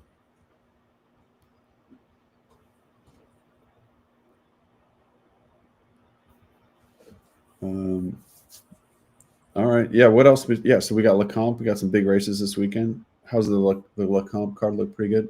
Yeah, I got 14 and Innovators in there. The horse who nearly upset Barnes on debut, and went to his stakes and finished second, and then broke his maiden. So he'd be my pick, assuming he's 10-1 on the line. I think he'll be a little lower than that, but wow, field of 14. Yeah, and then Bilt's in there, the gun runner winner. Yeah. So, yeah, that's a solid one. It's the 12th of 12. So, the road to the Derby goes through there, and then the Silver Bullet Day. I mean, for me, that's a single. I'm not sure how far ultimately Simply Joking will want to go, being by Practical Joke, but that debut, which you sniffed out, she ran down a good one. I mean, that horse, Hanger Moon. Yeah. What a Moon. She's fast. And I mean, this one, to do that first time out after a tough break, no less, I don't know. I like Golden Gamble. I think she's the filly, maybe as they keep stretching out, she'll get her shot, but just seems like Simply Joking's the banker, as a man's word, as his bond would say. Yeah. So, you know what I like about that? So we're talking about the Fairgrounds Race 9 on Saturday, the Silver Bullet Day. So Whit Beckman, he was interesting because so he won the Silver Bullet. What was this race? He won the 6 furlong, the 2-year-old filly stake on the December 21st. But he also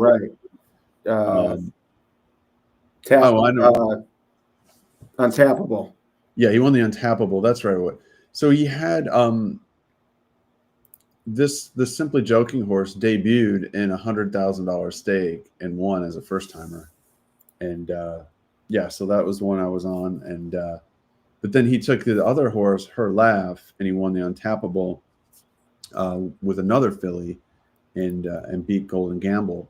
So my point there is winning the untappable with $100,000 horse that just won the last, Tour Philly route at the fairgrounds.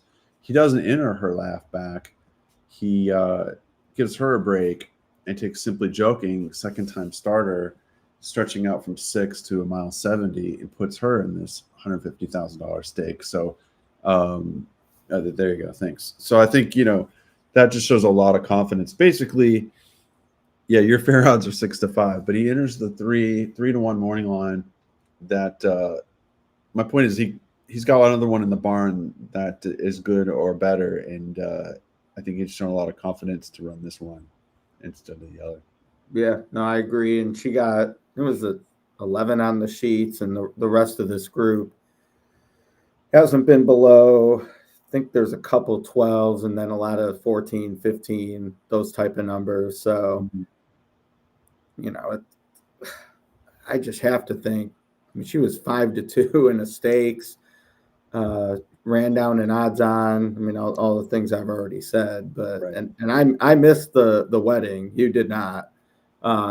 So hopefully I'm not going to the funeral, and I'm not sure what distance wise I'd want to keep riding this one. I mean, I already have visions of the 8 bells in my head, Oaks weekend, the 7 furlong race, but she just looks really good.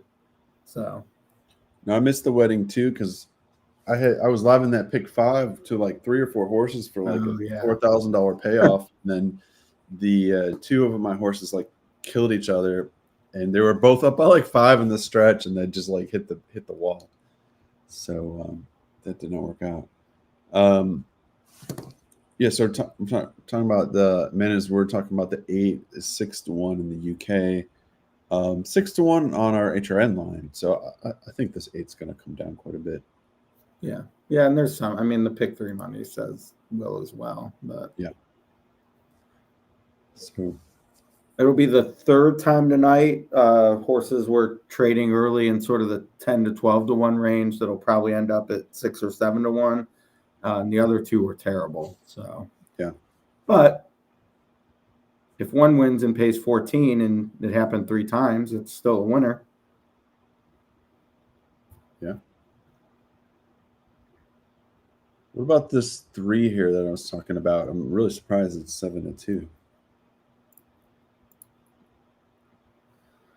And yeah, thought the 5 would be a lot less. Thought the 1 and 5 would be favored.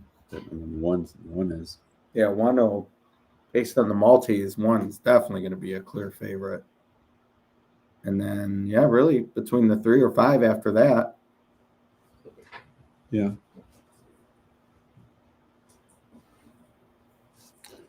Jay's with me.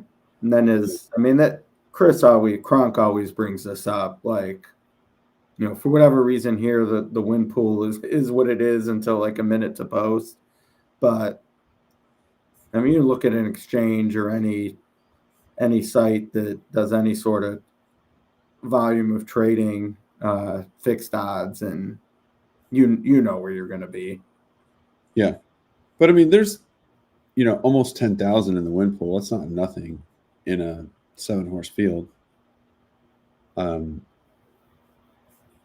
But yeah, I mean, obviously there's still plenty of time for the odds to move. And we do not, you get the closing price with the pari-mutuel market. So, yeah, me betting the 8 now, 10 to 1, whatever, that's a pipe dream. I mean, based on the multi-race wagers, he's between 6 and 8 to 1. Fixed odds, you noted he's 6 to 1. So I'd say we're probably looking at 6 or 7 to 1. But whatever the closing price is what you get. Agreed. It's going to be a lot closer to 6. All right. Well, good luck. I mean, I guess you just got to root against the 6 and 7, huh? Yeah, I mean, I definitely would say, like looking at the pick 3s, and the 2 or 8 is definitely different than the 1, 3, or 5. So, from that standpoint. You know, maybe give me a shot at a 4-figure payout instead of high threes, but of course, yeah. You know, it is a pick 5 survive in advance. That pick 3 being 55 to 1 makes me a little more nervous that Theismann, like, he was clearly found in the pick 3 as well, so probably was in the pick 5, but you know, again, I don't know how much is in the double pool yet. But no, I think it's going to pay longer, and it's going to pay longer in the pick 5 because of the pool and because the odds were dropping. So in the like the 4 and 8 and the 10 are the 4th and 5th choices in the double, and Mubarez is the favorite. So okay, yeah, that's what we figured. A few looks. And look, I mean, I singled a 3 to 5, so right. You know, 3 to 1 on my money is probably fair. I definitely feel good that I'm not in a situation. I mean, you know, I try to avoid this now. I've learned the hard way too many times over the years. But you know, putting X into any pick N where you single a horse and you get to the payoff leg, and like, let's say your single paid 680, which isn't the case here, but just saying, and you're looking at like your most likely outcomes are even money or 2 to 1 on what you put into the ticket, like that's terrible. Yeah. So that's not in play here, but definitely I feel like I gave myself a hurdle in the last, beating both Cox, and that 14 is dangerous for sure. I agree with you there. And what do you have imputed odds in the double? So the 6 is favored, and then 3's behind him. Looks like 6-3. 6-3, 14, yeah. Yeah. But it's kind of spread, right? The 8 and the 14 are right there. Yeah. Okay. Yep. Yeah. 6 and 3 are pretty close. Then there's a gap to 8-14, then a gap again to the 4. Yeah. And is it showing the 6 and 3 around 5 to 2, 3 to 1? At this point, it just gives you a pool percentage, but it's more like 7 to 2 and 3 to 1. Okay. So then the 14 should be about 5 to 1. Yes. Yeah. Pretty flat among the top 5. So the 4 is a little longer than 4's fifth choice, right? Yes. Yep. Okay. All right.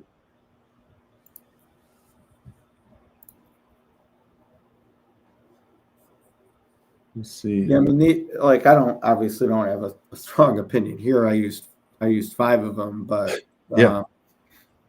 You know, these are the races. I mean, I like looking at Turfway, and you know, with the carryover tonight, I definitely knew I was digging into the pick 5. But you know, these doubles, and I've really through the years learned like it's not about like saying, oh, this horse can't win. It's just, I mean, if you don't love a favorite, that's opportunity. Right. And if you hate a favorite, I mean, that's really good opportunity. But, you know, a horse like this at 2 to 1, like we were kind of excited, you know, 5 to 1 morning line, thought maybe there's some value there. What do we think of this horse? But at 2 to 1, if he's really the favorite, like, yeah, you know, he can beat you, but yeah, you gamble, like you're getting an edge in the long run if you're right. So yeah, how is this 3 favored?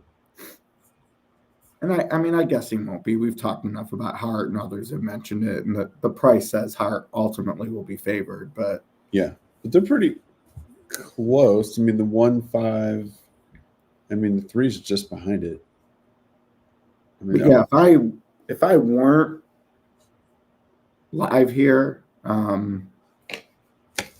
you know, I feel pretty covered in a pick 5 if it, you know, 2 or 8 win, and then I cash in the last. So I don't need to play a 2-8 with 3-4-8 double. That's what I'm live to. Yeah. But like that that definitely would be a play for me here. All right. Yeah. Caitlin's on the deuce. Yeah, I mean, you got Ravelli and Corrales on the 2. I mean, I kind of feel like I said on this 5, and the 5 is going to be narrowly co-favorite behind the 1, but I kind of feel like that. I don't know. I just don't feel like this horse really wants 6 furlongs, and feel like the 1 or 2, if they're stalking right behind it, that's going to be the place to be.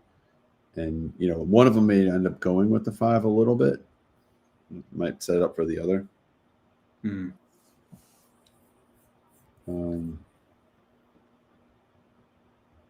On a regular night of Turfway with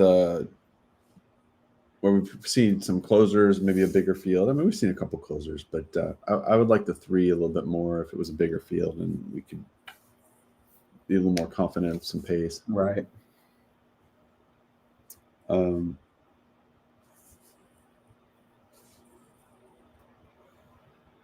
Yeah. I mean, the double 114 is $18. Not bad. The 214 is $32. Might have to take a crack at those. Yeah, once you get away from, well, now 3 and 14 are a lot closer in the double. Okay. So. And are we sure that the 6 and 7 have no shot here? we're never sure at Turfway. I'm just messing with you. Not that they don't. They're in the race. You're right. It's Turfway. And I mean, I hate how cliche that is. Like, but it's true. Like, it's part of the fun. Like, especially if you're willing to lean against a favorite and have an angle on a horse like YOLO Charlotte. But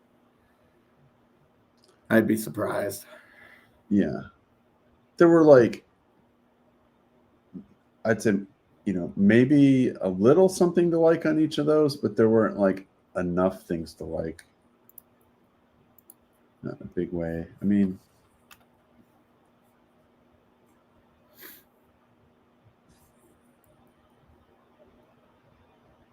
yeah, I mean, I guess YOLO Charlotte could show some speed, which that's.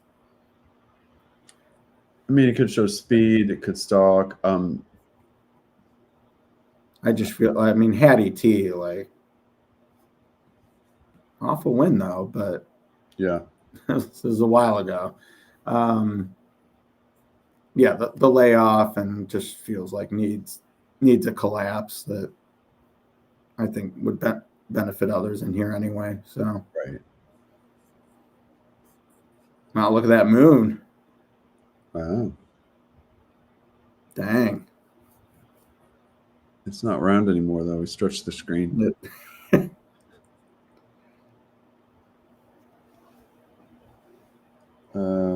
Yeah, I mean Hattie T, tough to get there with those 2. Equine Edge, touting the pace advantage, and yeah, I mean, Timeform US certainly agrees with the projector. He was clear. She was clear. Yeah. Well, and we've seen Ramos win already on the front end. Yeah. And I was kind of looking at it, if this 5 is 2-1, that I just, I used it in my stuff, but I wasn't excited about it. But I mean, it was clear last time by a length and a half. So, I think this horse is kind of one of those burners. It just kind of goes out on its own, runs its own race. And, right. I don't know that any of these are going to really stay with it, but I don't know that anyone did last time. I didn't watch the replay, but it looks like it just kind of folded.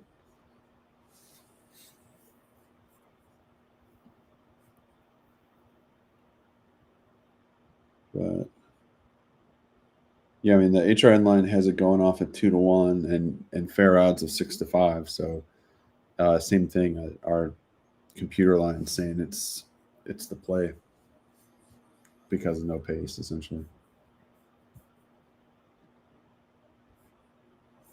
They're All not right, backing off the 7. you're not backing them up. No, they're not. Yeah. Are you all right? You getting nervous? No, I wouldn't say I'm nervous. I know not that it's. I mean, I mean, I've certainly been 5 deep in a 7-horse field and missed before. So. Yeah, for sure. That's happened to the best of us. Yeah. What do you call it? Like when you have like all but one in the There one needs base? to be a name for that. Yeah, isn't there like a I don't know. I always like Golden Sombrero in baseball. Yeah. There needs to be something to account for that. All right. Well, good luck everybody in the 9th here, and if you're live and anything, hope you can keep it going.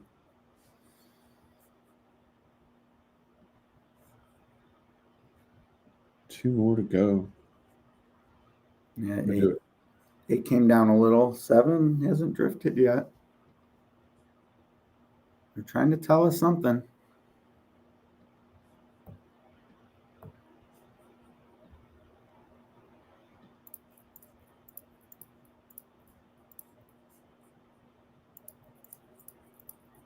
All right, there we go.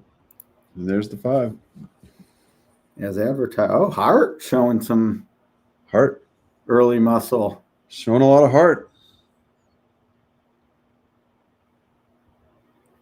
9 to 5. 5 says no, sir.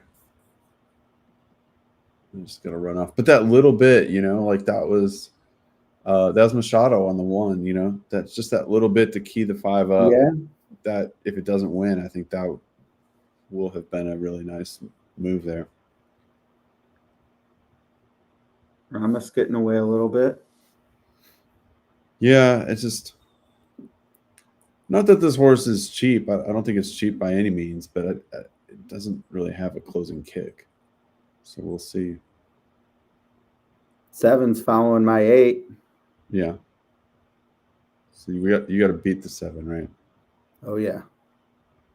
All right. So we got Heart, and there's the 3. Another rail. Another rail ride on the 3. Wow. And the 5's not done. All right. There you go. Yeah, that was the 3. I told you, like, I liked him, but I couldn't imagine him being 3-1. 3 was 55 to 1, and the 5 was 61 to 1. So pretty similar pick 3 wise. Wow, that's interesting. Yeah, 5, I guess, would have been a little better, but that's about the same.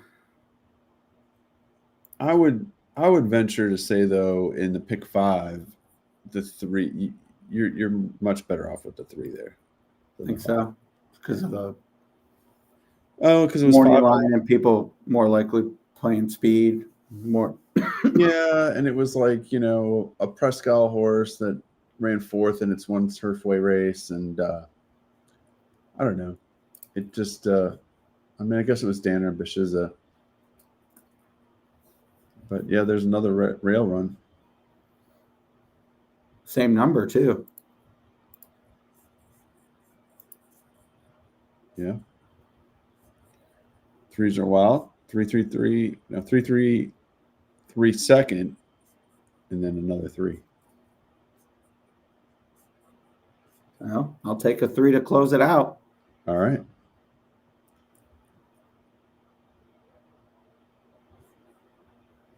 Yeah, I think I got a little bit of pick 3 going with the 8, 3.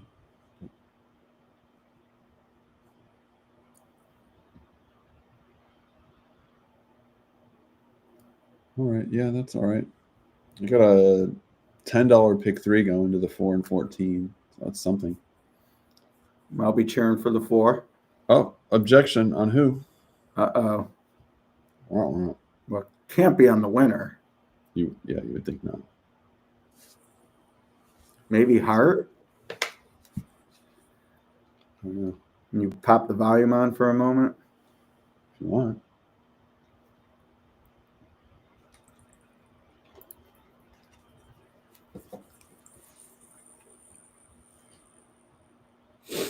See if we can sniff it out here.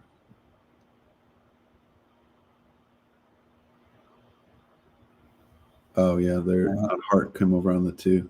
Yep. There you go. And comes down for that, right? I mean, based on that look. Yeah. The initial look. That doesn't look good. No. I mean, it's not the worst inquiry. I mean, the worst bump ever, but he does take the horse off stride and clearly runs into him. So Change path. But that shouldn't affect many people. Just the bottom of the trifecta there. Hart or the Bengals? Neither. Really? Oh man, that's Sophie's choice for me. Yeah. Oh man. I think I'd go Hart. It's close. Yeah, probably. You know I can't stand Fleetwood Mac though. Oh yeah, why not? Seems so vanilla. They have some good songs. So a little bit before my time. Imagine how before my time it is then. Yeah, a lot. Yeah. Oh, Rodney is bumming about the 5. Yeah, that was. Man, the head-on looks worse. Yeah. Yeah, I have to think this will be reversed. I mean, you would think it would be quick too, right? Like, how much time? Only because it's so cold. Don't they want to get out of there? Yeah, I mean, everybody wants to get out of there. Yeah. How much time do you need? Yeah, that's a tough beat on that 5. It's just, I mean, yeah, this horse it's just got one way of going on the engine. I mean, this horse is perfect for the 5 furlong turf sprints at Indiana, which is all speed and it's just, come and get me and then it's game over. But look where the 3 is there. Yeah. Sort of like Lannery thought he might get a seam. Was he drafting? He was like just chilling back there. I mean, he hadn't even asked this horse until now. I mean, really, the 5 wasn't tired, right? He's just no, he's great. No, the biscuit. The biscuit. Yeah. Nope, B Jersey. Yeah. They were all good in that race, though.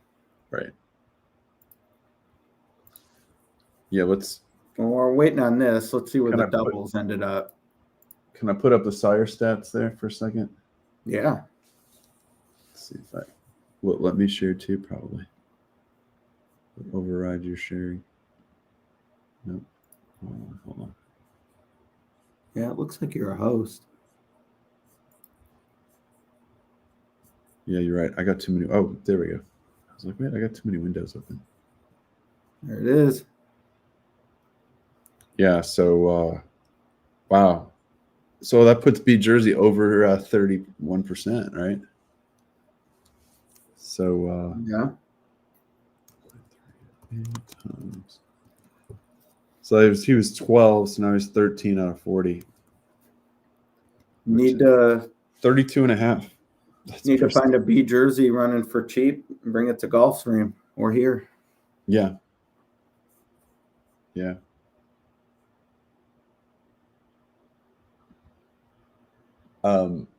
Yeah, we should have mentioned. Do I need to share again? The what? Do I need to share again now? No. Well, here I was just gonna show. Well, we'll just mention it. But our sire moves. We should have mentioned that our sire moves report is free. If you go in YouTube, there's a link to a couple of our reports. I think the Turfway Power Picks and the Sire Moves report. And if you just want to kind of check them out and see what they're like, You can get in there and download those. And what we're doing when we do our Turfway webcast, we're gonna have a couple of free reports in the comments that are available. So just another reason to like and subscribe so you can kind of follow along and grab any goodies. You like goodies? Yeah. They settled this objection yet? I don't know. I turned the video off. Looks like we're not done yet. Well, we're not official. How about that?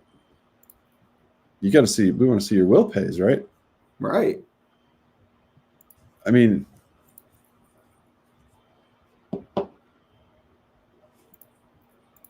seriously, can we call the stews on this webcast?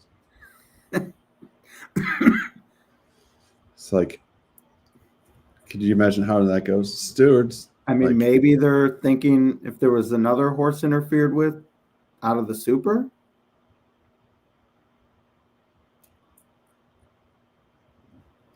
I don't know. Like, what, it's like, what's your problem? Like, can you decide sooner here? How much time do we need to decide? I mean, because you see DQs. I mean, there are some that are 51-49, right? Or 50-50. Like, are they going to do it? I mean, doesn't that look like 90-10? I mean, look clear as day to me. Yeah. Especially from neither horse won. So it's not like, oh, are we penalizing the best horse? Like, definitely making a case for custom placing. Third is 10%, so that's $84,000 allowance. Third is 10%, and fourth is there we go. They made the change, right? So and fourth is what, 6%. So we're talking about 4% of 84,000 or whatever. It's not a big number. Plus, obviously, the bettors get a change, but yeah, $3,000 for the owner. Plus the show pool, though. Plus the show pool. To try, the super gets flipped. Yeah.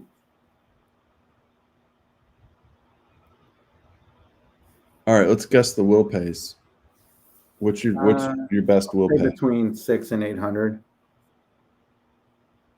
600 and 800 for the pick 5? Yeah. That's it? I mean, there's only one horse that paid more than $10. Yeah, but I mean, you got a couple of nice morning lines. What was the morning line on that other 3? Yeah. Which 3? Well, Heisman was 10-1.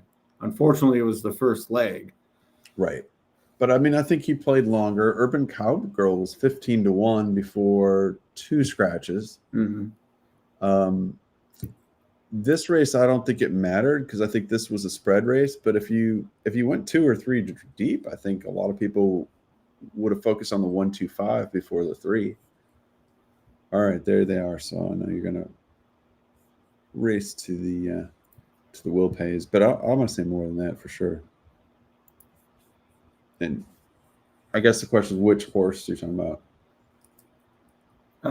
Yeah, they are more.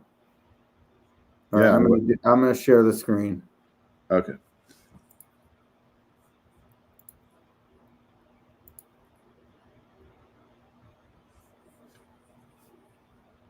So yeah, between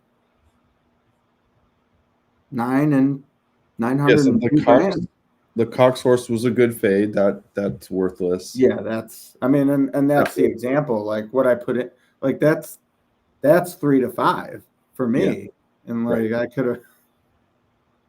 So you have the 3, 4, and 8. Okay. Yeah. So I mean, the 4's 1,500. That's not bad at all. The 8, 2003. Yeah, $900 and 3. That'll work. Yeah. I've been in worse situations. Yeah. So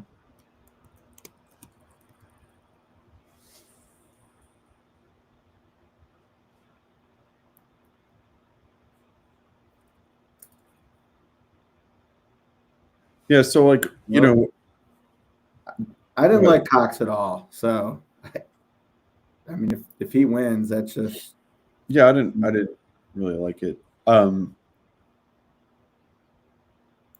So yeah, we were talking about, trying to capitalize on pick threes and stuff like that. So I've got a $10 pick three to the 4 and 14. So that's paying like 800 and 1,000, which, for using the 8 as a single, I basically use the 8 as a single, and then I use the 1, 2, 3, 5 there, but I leveraged the 3 more because it was a price.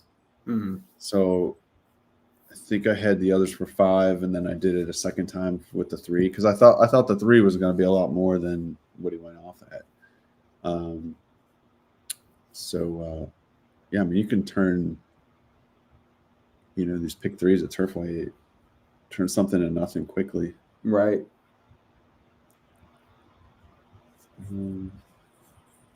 What do the pick fours look like? Anything? Well, the pick fours aren't bad either. Like, it's same thing, right? You get around the Cox horse. I mean, the $400. I mean, really, the tough part was having that 3 in the first leg.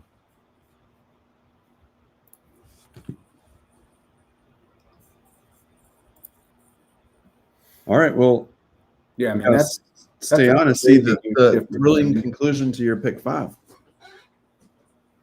Payoff leg, always exciting. Yeah. What do we got here? Odds wise, yeah. So the Cox is a big favorite, 2-1, and then we got basically 3 horses at 5-1, which makes sense, right? The 3, yeah, the 3 and the 4, the 3. Wait, the 12. What's going on there? Is that fake? Oh no, No. I mean, it's not fake, but Well, the forced out 12. by me. I mean, in the pick threes. Okay, yeah. So the 12's bet ahead of. That's weird. So the 12 in the pick 3, the 12 is ahead of the 14 and the 4, but not in the double. No, he's ahead of the 4 slightly in the double, but well behind the 14. Right.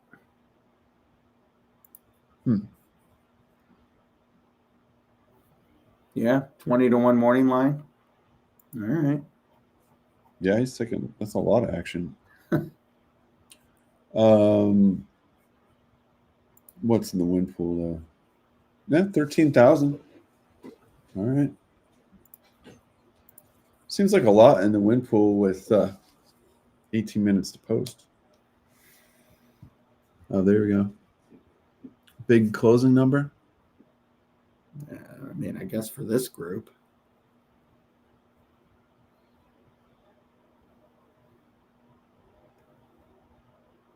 Jason gets a huge pay jump of the 8, 12, or 14 win. All right. Take the 14.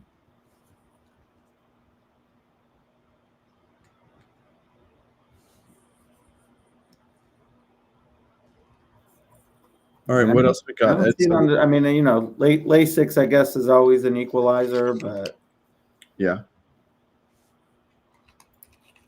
What else we got going on? You've been doing Pegasus Fair odds. How's that looking?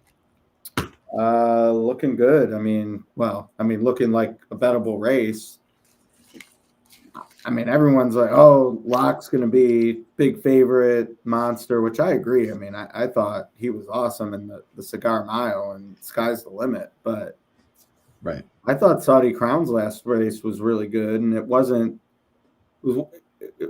so good that you're like, oh, he won't repeat that or he's going to bounce. Like, it was what you want to see for this form cycle coming out of the dud in the Breeders' Cup. Yeah. So, I mean, I think unless he draws outside, I think he's going to be my play if Locked is going to be 3-2 like everyone says he is. Well, I don't think he's going to be 3-2 in a full field. Unless Yeah, you, because Skippy will take money and White Barrio. but I get your point. Yeah. I mean that's always such a tough post, right? I mean, tough race with post position wise and stuff like that. Because if you get hung out to dry at a mile and eighth at Gulfstream, it's like kind of Yeah, we'll run those again once we know the field. But yeah, mile and eighth, 12 horses, tough. And funny enough, when we spoke about the Lecomte earlier, 14, and I was like, oh, mile and the 16th, like I bet the outside's tough, and actually the inside, for whatever reason, maybe with the long stretch, more accordion and the rail gets shuffled back. But the big reason I didn't make Innovator lower than I did was the rail definitely looked to be kind of a handicap. Whereas what's the distance on the Lecomte? Mile and the 16th. Yeah. Yeah, that's interesting. I was going to ask you about that because I thought I remembered that so post 13 and 14 aren't terrible, are they? No. Yeah, but I mean, when I saw the draw, I was like, "Oh, Bill, he's going to be the favorite, and he's outside." But it's fine. Yeah, and a lot of times I think that those things just depends how the race shakes out, right? Because it's like if you get a bunch of pressers and you're a presser, then you're hung 5 wide. But sometimes if there's like a bunch of speed and closers, you can cut over pretty decently from out there too.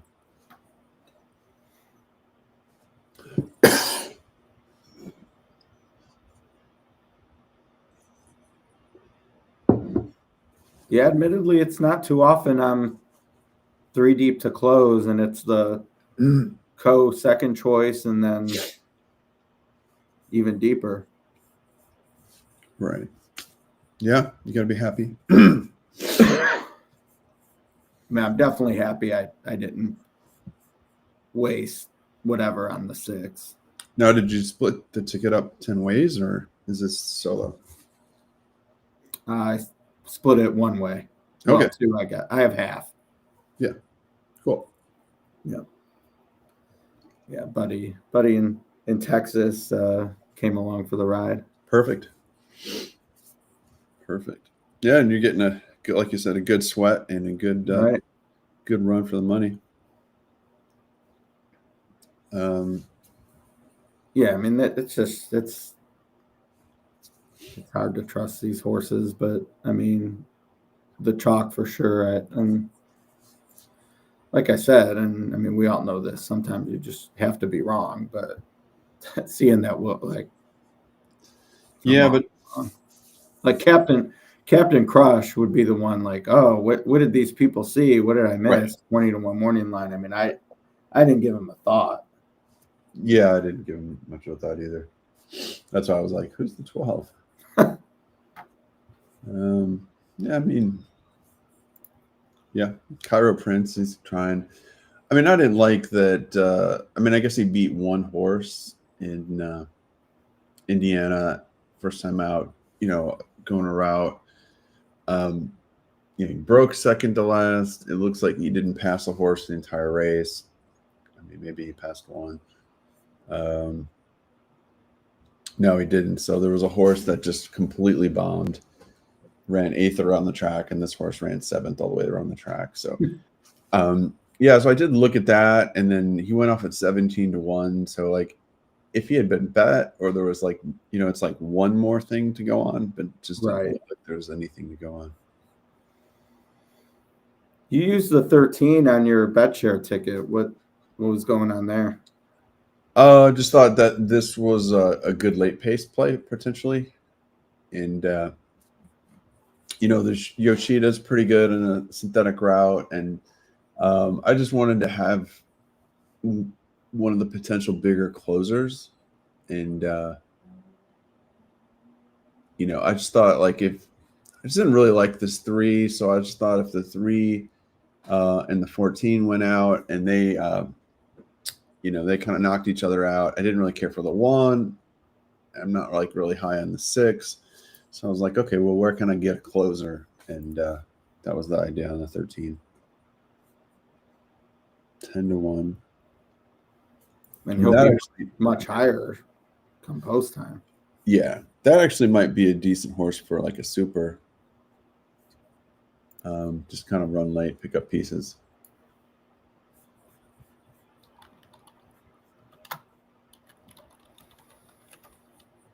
But I don't know. Wasn't like enthralled with him either. And I was trying to make a case for this 10, kind of similar to the 12. So, only one timeout, broke last.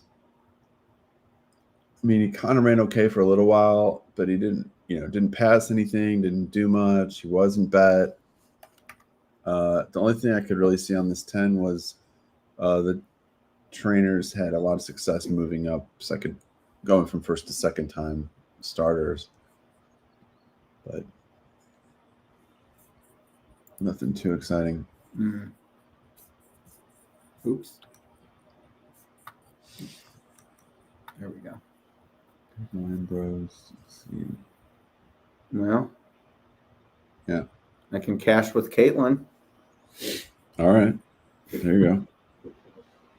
So your best cash is the 8? Yeah. All right. And what did you like about the 8? So predictive form liked for sure. Let me pull up the PPs though. 'Tis a showdown. Yeah, I mean, I definitely would have told you before the day, like, I mean, with $30,000 claimer and maybe some cheap speed, the closing mentality, but unless this one ducks into the rail, that doesn't seem to be the winning trip. Yeah. So a little less excited there, but I mean, always been a router, drops in class, and like we kind of talked about with the 12, 7th of 8 all the way around, never really kind of took any money. Certainly is taking money here, so consider that going forward. But 'Tis a Showdown, yeah, against better, but has done really some running, especially since being claimed. Was close to the pace, 2 back. Yeah. And then at Turfway, closed a few horses. The winner ran off the screen, but was a nose away from second. So when they drop in class, I definitely, it's not just, oh, they dropped in class, but Right. I definitely consider like, oh, at least they showed something. Right. Which speed and fade is sort of the one that sticks out most. But, even last time passing a few. Yeah. You're low man on the Sire win stats. Yes. That's but I'm joking, not by much. So let me ask you about the stats on the 3 broken record. So we've been talking about small sample sizes. Caravaggio, synthetic route, 33%. So that's 8 out of 24. At what point is that not really a small sample size? Yeah, I mean, 8 out of 24 has got to, and if you don't count this horse, it's 8 out of 23. Yeah. And then that's where our impact comes in. I mean, the fact that the impact is like over 100%, it basically tells you that based on the odds of those horses, they should have won maybe 4, 3.5 out of the 24 races. So it's not like those were a bunch of favorites that came over, and that's why it's 8 out of 24. So maybe we ought to be betting the 3. I'll take it. I have no problem with the lowest of my payouts. And, we spoke when this sequence began that this is actually, or was, Shap's single, and, Maker heating up a little bit, but another case of dropping in class, but showed something. I mean, was in the outside post. And, pressed and faded, and that's fine. Now the Brisnet pace ratings don't really get me going. I still think there'll probably have to be some improvement to take this field gate to wire. And Ramos certainly, I mean, I think he's one of the best jocks, and he came back from injury finally this fall at Indiana, and that's great to see. But, I certainly have no issue with Machado taking the call. Right. Oh yeah, and Machado, I mean, with Maker, they've been pretty hot together. I'm looking at a stat on Timeform US that they're 5 of 10 together recently. Yeah, I see 5 of 9 from Brisnet. So Yeah, that's either pretty way, solid. yeah, they've won a few. Yeah. Cool. All right. Yeah, I'd love to. I mean, I would think with a colt like that, based on the improvement second time out, granted synthetic versus turf, but and drop in class, but Yeah. I mean, heck, this horse was 7-1 against 11 others on debut. Like, Yeah. didn't do much running, but No. that to me is better than 17 in an 8-horse field, like the 12. Yeah. No, for sure. And he basically split. I mean, finished 7 of 12 first time out, main special, and then 7 out of 11 last time. But tiring at going a route of ground from the outside post to Turfway isn't it's excusable. It's not a terrible thing. Got a super high five here, $5,000 pool. Carryover? No, I don't think so. Oh, the pool. I got you. Yeah, the pool size.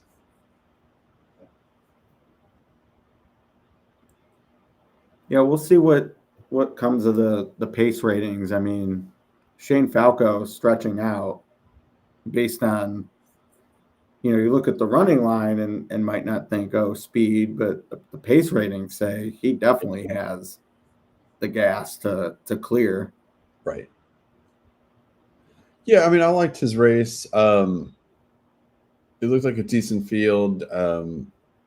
Yeah, he was I mean, he was seventh, but he was, in the pace. He was contentious, faded to fifth, but, uh, passed a couple horses and, I don't know, looked like an all right field. I mean, it may depend. I mean, it's Corrales versus Machado again, so may depend on what Machado does on this 3. But if he doesn't go and lets the 14 go, I think the 14's pretty dangerous. Yeah. Can you put the feedback on? Yeah. Let's see. Maybe I got it here. Hang on. Oh. Just want to get a bigger screen size, so it was a little better resolution here. Video. Here we go.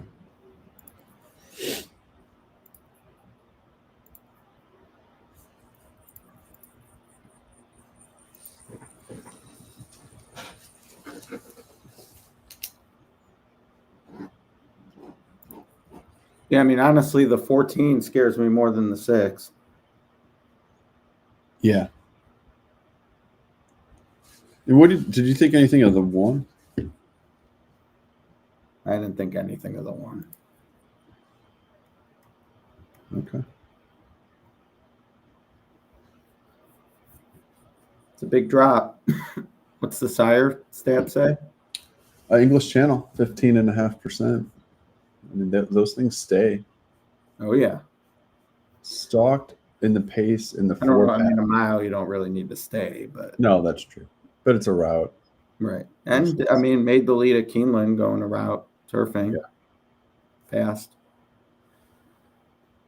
Which, I mean, hey, if that one goes and the 14. Horses are approaching the starting gate. Right. That's good for the 4 or the 8. Yeah, you mean get a little pace tussle? Yep. Yeah, for sure.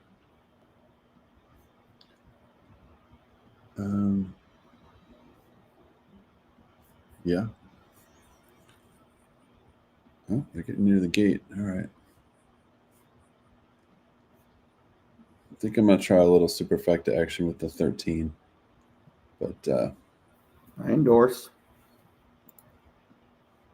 kind of baking that. Definitely is going to drift in price. Yeah, that's kind of what I'm thinking of.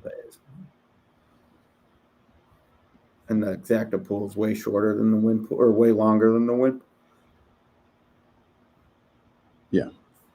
Although guess Although, who the favorite is in the show pool? who's that? The 13. Oh, okay. Off the big close. I guess 31%. Man, that's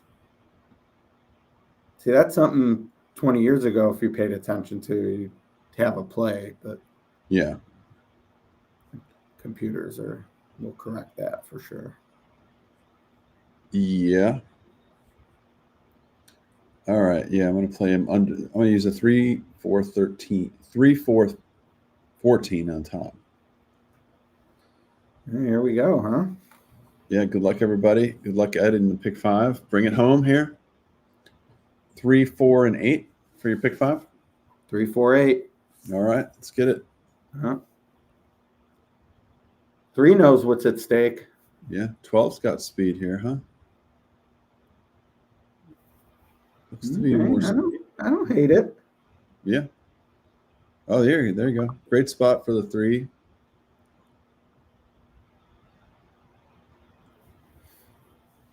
Got a snug hold. Yeah. 6 is mid-pack. The 4's behind there on the rail. Your 8's in like way back, but that's not a bad thing either. A low 24 number. You just got to hope this 12 isn't the real deal. 14's, well, 1 is too. Gets a seam. Yeah.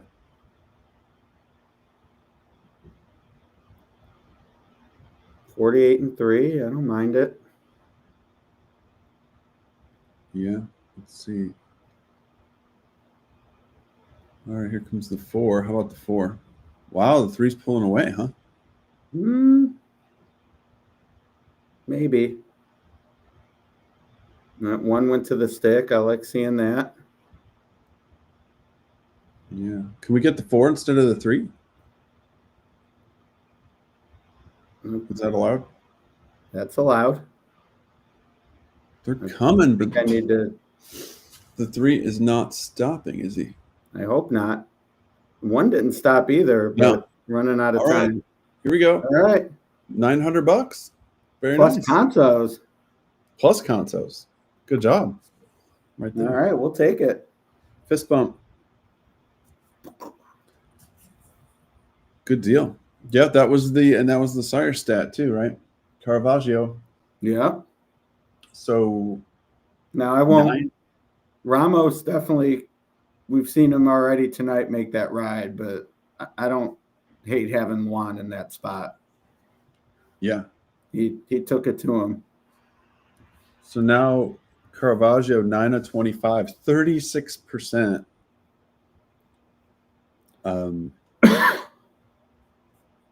Yeah, in that spot. 36% on a synthetic route. Thank you, Jay. That's pretty stout. And Hot Rod's got to play for us at Fairgrounds. All right. Beautiful. All right. 3, 1, 4, and then the 10 out of nowhere. It's 4th. That would have been my super play.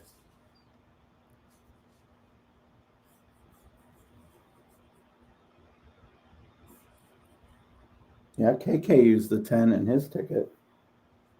Yeah, I wanted to. But just had to cut back after a while. Right.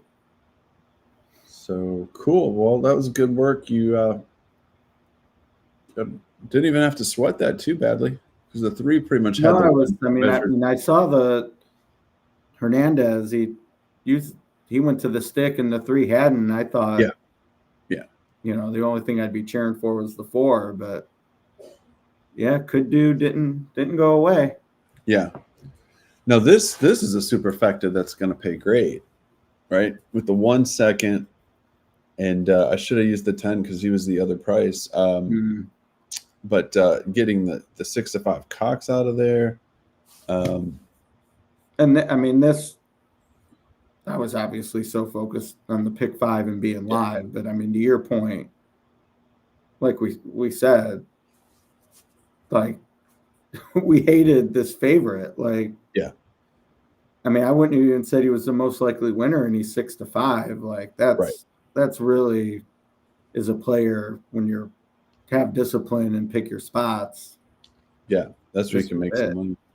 Yeah, and I like the way you played that. Meaning, like, you could have gone 4 deep there, but by going 3 deep, you have money to spend in some of the other combinations where, you're able to catch price a little bit in that second leg. Right. Yeah, I mean, $900. That's not bad at all. No, I mean, going forward to your point though, like, I mean, I had 3 top picks win. There's definitely a scenario there where probably give myself a chance to hit it twice. Yeah. Oh yeah, for sure. But Yeah.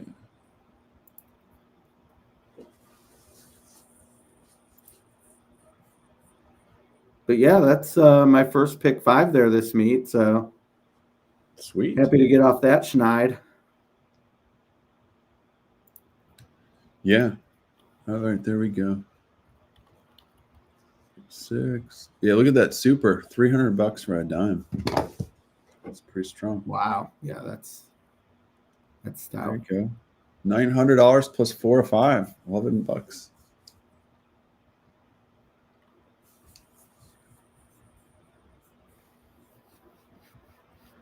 900. Yeah. That's a keeper. Yeah, no complaints. Yeah. Cool. Well, wow, we're up over 2,500 concurrent viewers, so that's great. So appreciate everybody hanging in here, enjoying some Turfway, and it's just such great racing. At nighttime, done with work, it's cold, home, nowhere else to go. Play Big some fields. Turfway. Big fields, big payoffs, big challenge. So, awesome. Well, that's a wrap. I guess Yeah, I'm it's gonna been treat fun. myself to some wings. Enjoyed it, and congrats again on the pick 5. Thank you. Yeah, And it's everybody fun. else that hit stuff. And Jay said he had a $50 backup, so that's nice. Let's do it again next week. Yeah. Rodney's asking, are we close to the Todd Barn? Any updates on Showcase? We don't have any updates on Showcase, do we? I don't. Yeah, I don't either. Sounds like a job for Carolyn. Yeah, exactly. All right, yeah, we'll probably we like to try to do this on Wednesday night to kick off the week. So hopefully we'll do it again next Wednesday night. All right. Till then, night, everyone. Thanks, everybody.